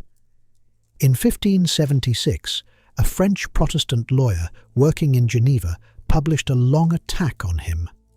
His country had recently produced the worst single night in its history, a coordinated killing of Protestants that began in Paris on St. Bartholomew's Day and spread across France, with a death toll nobody has ever fixed and which certainly ran into the thousands. The Queen Mother of France, widely blamed for it, happened to be a Florentine, and her family name was Medici. The lawyer put those pieces together and produced a thesis. The massacre had been an application of Italian political principles, imported into France by an Italian queen, and the principles were Machiavelli's. His method was to extract 50 maxims and refute them one at a time. Some of the 50 are recognizably in the original. Several are distortions produced by cutting a sentence off halfway. A few are not in Machiavelli at all, and that book, rather than the one it attacks, is what a great many people in Northern Europe actually read, first in French, then in Latin, and eventually in English. Though the clean version of this story is too clean, and it deserves saying, scholars have been arguing about it for the better part of a century. English readers had other roots in. Italian editions were being printed in London in the 1580s under false imprints claiming to be from Palermo, and English translations were circulating in manuscript decades before any of them reached a press. The transmission was much messier than one villainous pamphlet. What the pamphlet supplied was not the information, it supplied the shape. By the time the stage had it, the shape was all that was left. Shakespeare hands the line to Richard III, who is planning his rise and boasting that he can outdo Proteus at changing shapes and set the murderous Machiavel to school. Richard III died at Bosworth in 1485, when the murderous Machiavel was 16 years old and had not written a word. Shakespeare does not care, and neither does his audience, because the name has come away from the man completely by then. It has become a quality. You can be one or accuse somebody of being one without any of it needing a date, which puts a question to you that is less comfortable than it first appears. Take something you hold a settled view on, a book you have not read, a policy, a public figure, a whole philosophy you could summarize in one sentence and dislike. Where did you get it? Hardly anybody reads the book. Nearly everybody reads the review, or the summary, or the thread, or the dismissive paragraph in some other book, and then holds the resulting opinion with the confidence of a person who has read the book. That is not laziness, and it is not stupidity. There is not enough time in a life to proceed any other way, and it is simply how almost all human knowledge of almost everything is actually transmitted. Once you have noticed that, the interesting question stops being whether the crowd in that theatre was ignorant and becomes how many of your own settled positions have the same structure underneath them. Running alongside all of this, quietly, is the other half of the story, which is that the people denouncing him never stopped reading him. Francis Bacon, in 1605, wrote a sentence about him that is almost affectionate. We are much beholden to Machiavelli and others that write what men do and not what they ought to do. Rousseau, a century and a half after that, said the entire tradition had misread him, that a man attached to the Medici court could not openly display his love of liberty, that the contradiction between the short book and the long one had been noticed only by superficial or corrupt readers, and that the court of Rome had banned the book precisely because it was the court of Rome the book described. In pretending to give lessons to kings, Rousseau said he gave great ones to peoples. John Adams, assembling a new republic out of the wreckage of an empire, called him the great restorer of true politics, and worked through the long book carefully while he was doing it. And then there is my favourite episode in the whole of European history, which I have never once managed to read without laughing. In 1740, the Crown Prince of Prussia, a serious, bookish young man who corresponded with Voltaire, finished a book-length refutation of the prince. It argues, chapter by chapter, that a ruler is the first servant of his people, that deceit is contemptible, and that an unjust war is the worst crime a sovereign can commit. Voltaire edited it and saw it into print that September. In May, the author had become King of Prussia. In December, 3 months after publication, he marched into Silesia, without any declaration of war, and took a rich province off a neighbour on a legal claim so thin that his own officials had to be instructed to assemble one afterwards. He kept it. He fought 3 wars in order to keep it. He is remembered as Frederick the Great, denounced in public, consulted in private for 5 centuries, very nearly without a break.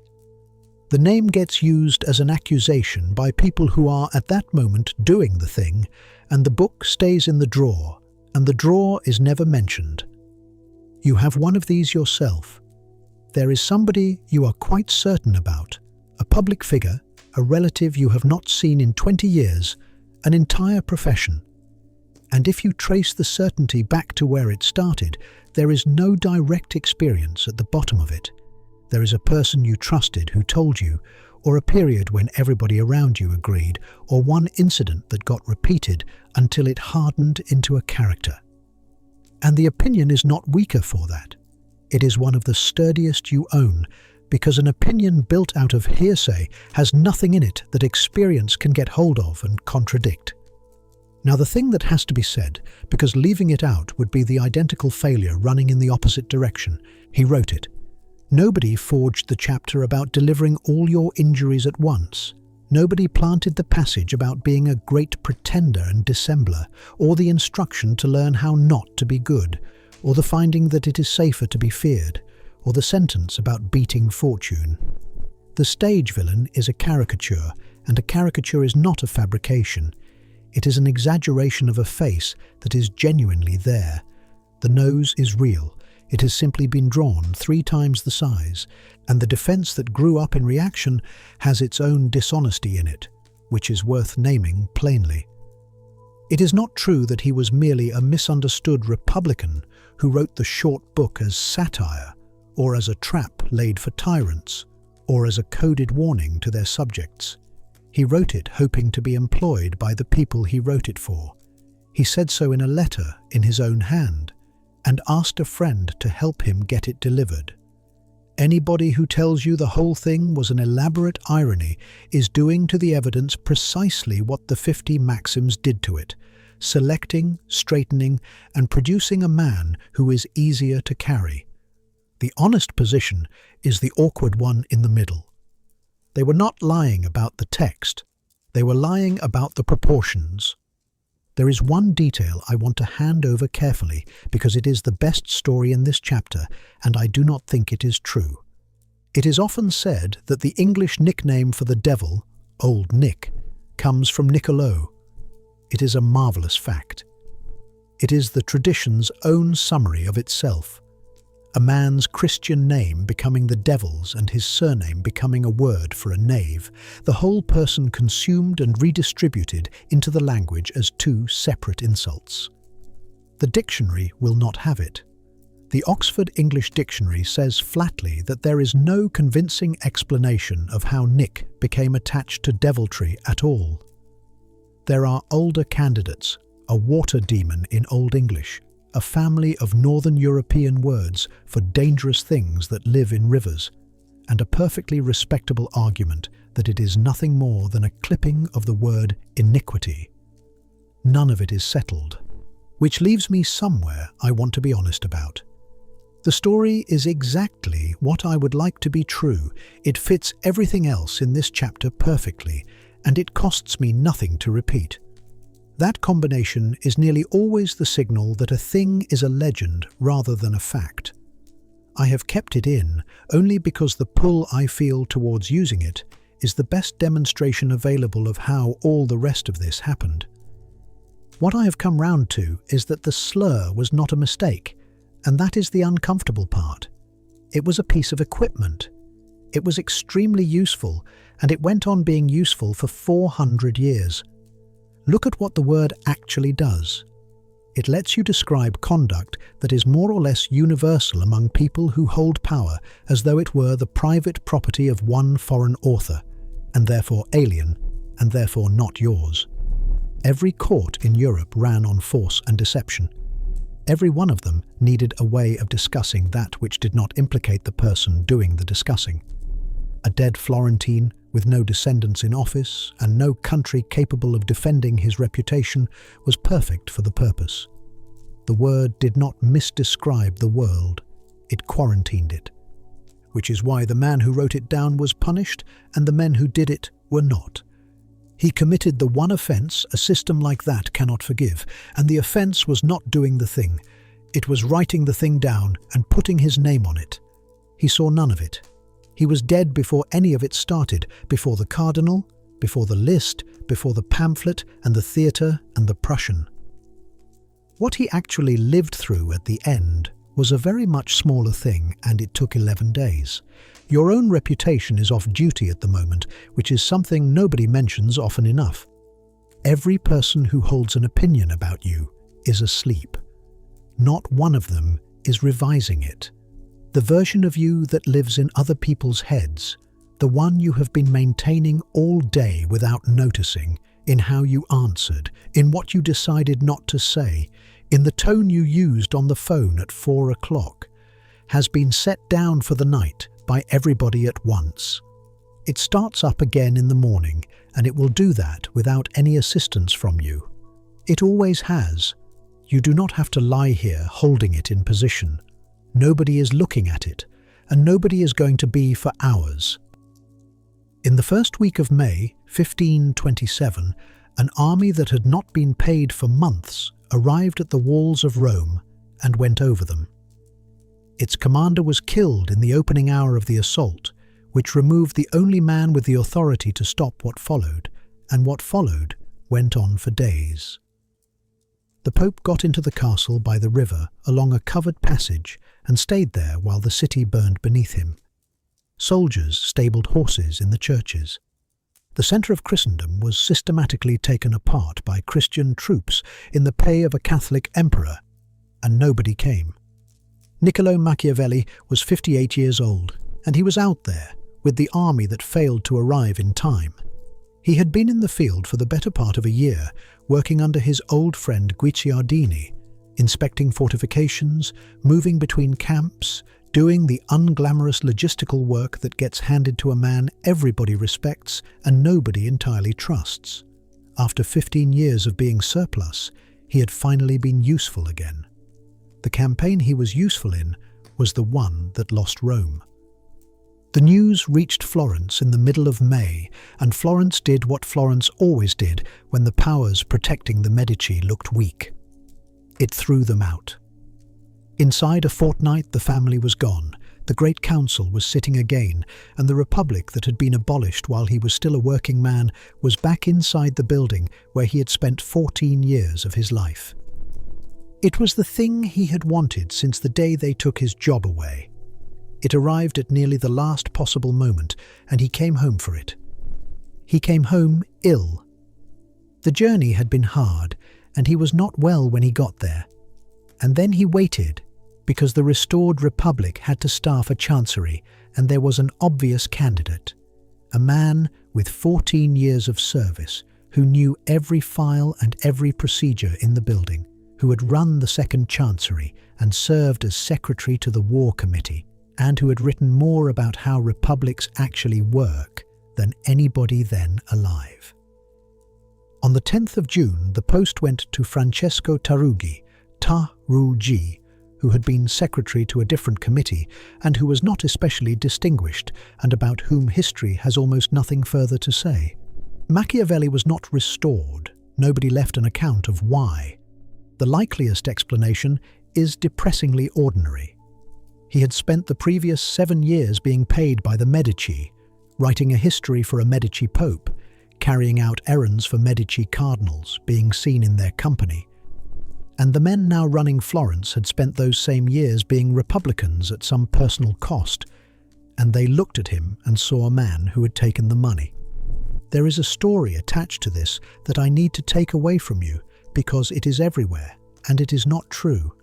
The story is that he died of it, that the rejection broke him, that a younger and lesser man was preferred, and that he took to his bed and was dead within a fortnight of a broken heart. In the popular version, the younger man even has a name, Donato Gianotti.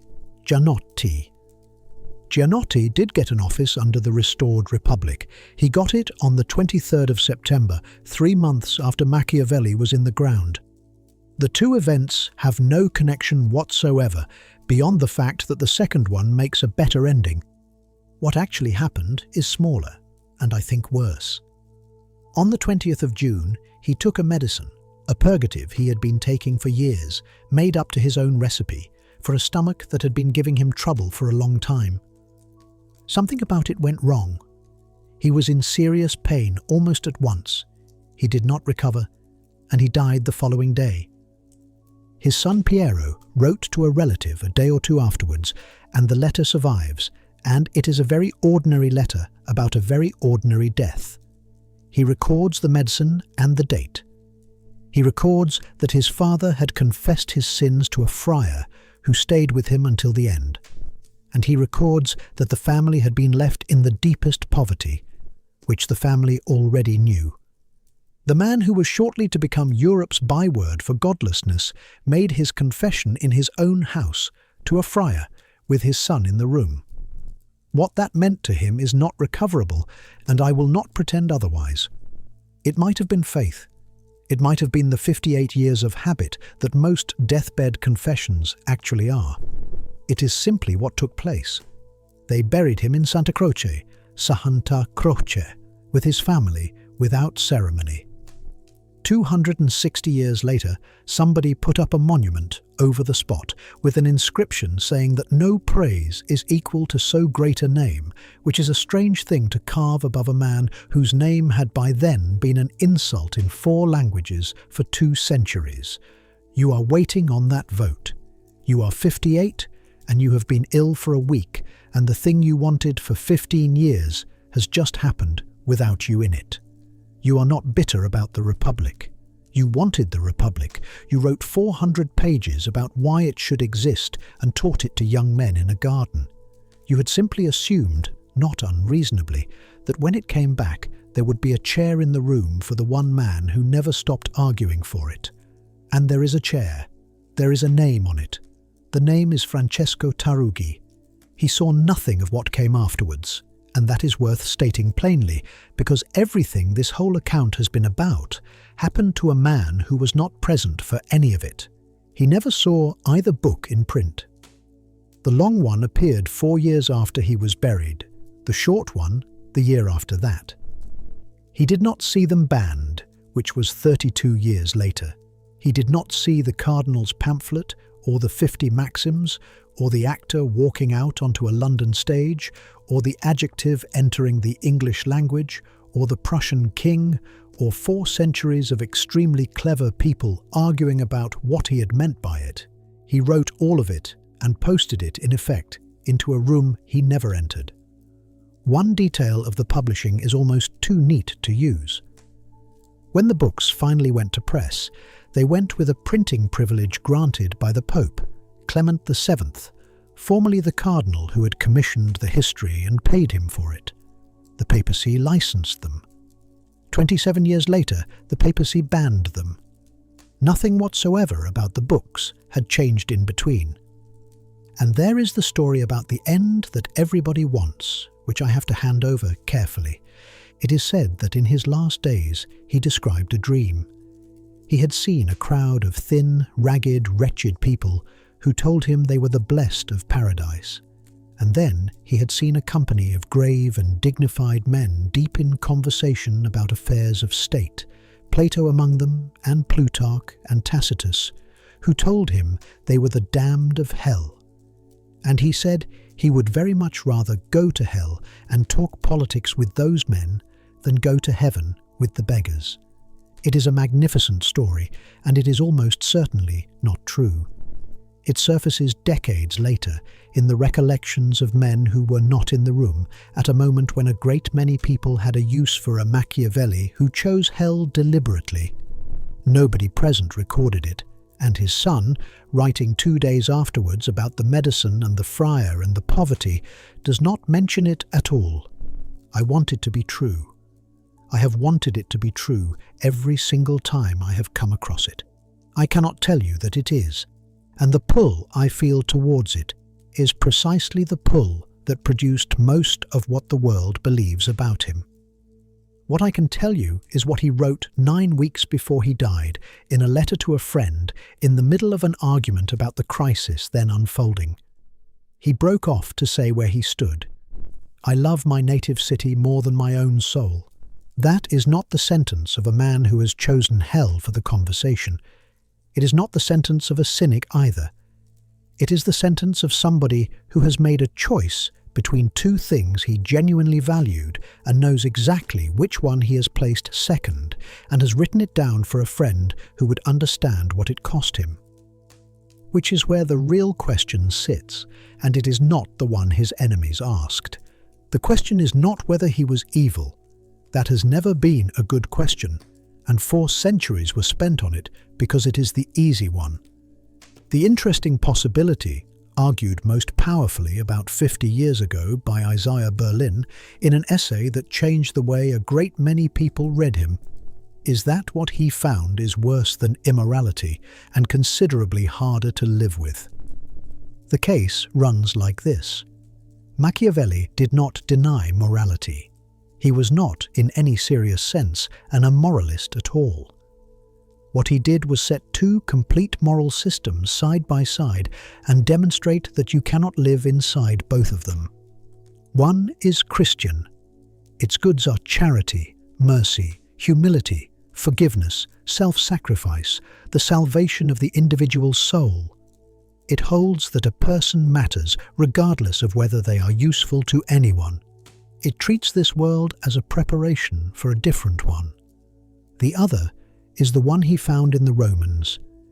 Its goods are courage, vigor, discipline, endurance, public achievement, the strong and flourishing city, the willingness to do hard things so that other people can live safely inside walls. It treats this world as the only one there is, and public life as the highest thing available within it. Both of those are real. Both are internally coherent. Both have produced human beings you would be glad to be, and they cannot both be fully lived, not by one person and not by one society, because at the points where they collide, and they collide constantly, each of them requires you to do the thing the other forbids. He never said the Christian goods were false. He said that if you want the strong city, you cannot have them as your public morality, and that if you insist on them as your public morality, you must accept that your city will belong to somebody else before very long. He put the 2 of them on the table and declined to say that they add up. And the part that actually detonates is this. It is not a special case. It is not a hard dilemma at the outer edge of ethics, brought out for seminars. It is the ordinary condition. Ends that are equally ultimate and equally genuine collide all the time, and there is no higher standard available to settle between them. No scale on which mercy and civic strength can be weighed against one another and a winner announced, because they are not the same kind of thing. If that is right, then the central assumption of 2,500 years of Western thinking is wrong. The assumption is that all real goods are compatible, that if we were only wise enough and good enough, we could have every one of them at once. That somewhere there exists a final answer to how a person should live, and that it is one answer. He is the first man to suggest, in a way nobody has been able to argue away since, that there is more than one answer, and that they do not get along. That is why the wound has never closed. He is not disturbing because he told princes to be cruel. A great many people have told princes to be cruel and been comprehensively forgotten. He is disturbing because he noticed that you can be good in one entirely genuine way only by being bad in another, and he said so without flinching, and in 500 years nobody has managed to show that he was wrong. You know all this already from inside a much smaller life. There are two things you value that will not sit together, and you have been managing the gap between them for years without once calling it a philosophical problem, being there for your family and being excellent at the work you were built for, telling the truth and not wounding somebody, being loyal to a person and being fair to everybody else, keeping your word and doing the thing that would actually help.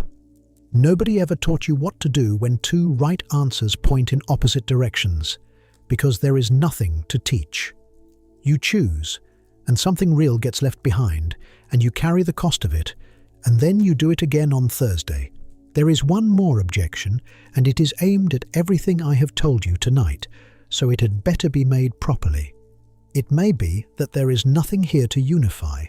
Serious people have argued exactly that he was a brilliant, inconsistent writer who changed his mind, produced two books for two different purposes at two different levels of desperation, held whatever position the argument in front of him required, and never worked out a system at all. On that reading, the coherence is not his, it is mine.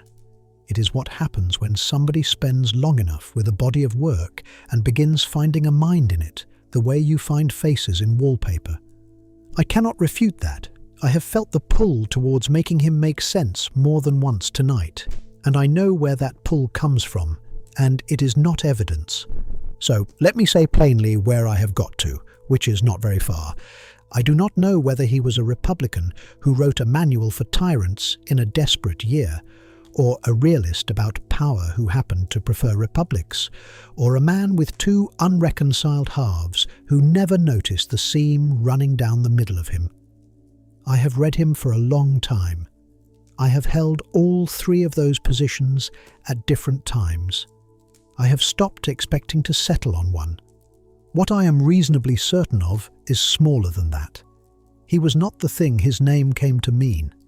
He was a mid-ranking official who lost his post, was hoisted on a rope on the strength of a note he had nothing to do with, spent 14 years trying to get back into a room that never opened for him again, and who wrote, in that condition, with nothing at all to gain by it, the most honest description of how power actually behaves that anybody had produced, and one of the fiercest defences of popular government written before the modern world, and a very dirty comedy.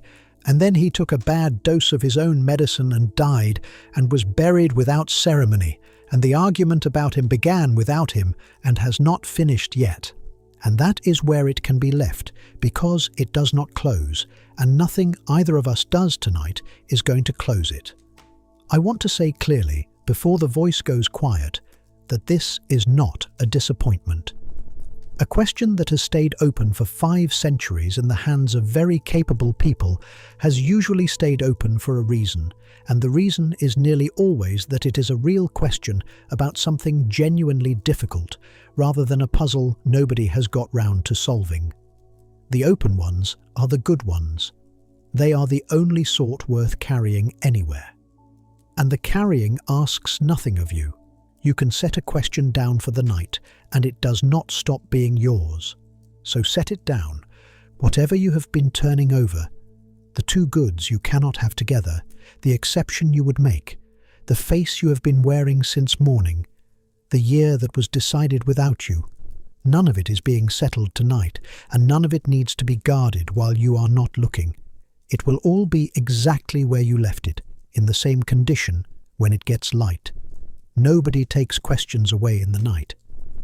He worked in a small room with a stone floor and one window and a table. At the end of days he had spent doing things far beneath him, and that room is still standing, and it is still small. You are in a room as well. It is dark, and there is nothing in it but you, and the weight of you resting on whatever is holding you up. Notice how much of that weight is being carried for you now. Your head entirely, your shoulders, which gave up some time ago, your hands, wherever they have come to rest, doing nothing whatsoever. Your breathing, which has been getting slower and lower for a while without a single instruction from you, and will go on doing it long after you have stopped listening. There is nothing left to understand tonight, nothing to decide, nothing to defend, nobody you have to be, and no argument anywhere that requires you in it before morning. Let it all go quiet now. Sleep well.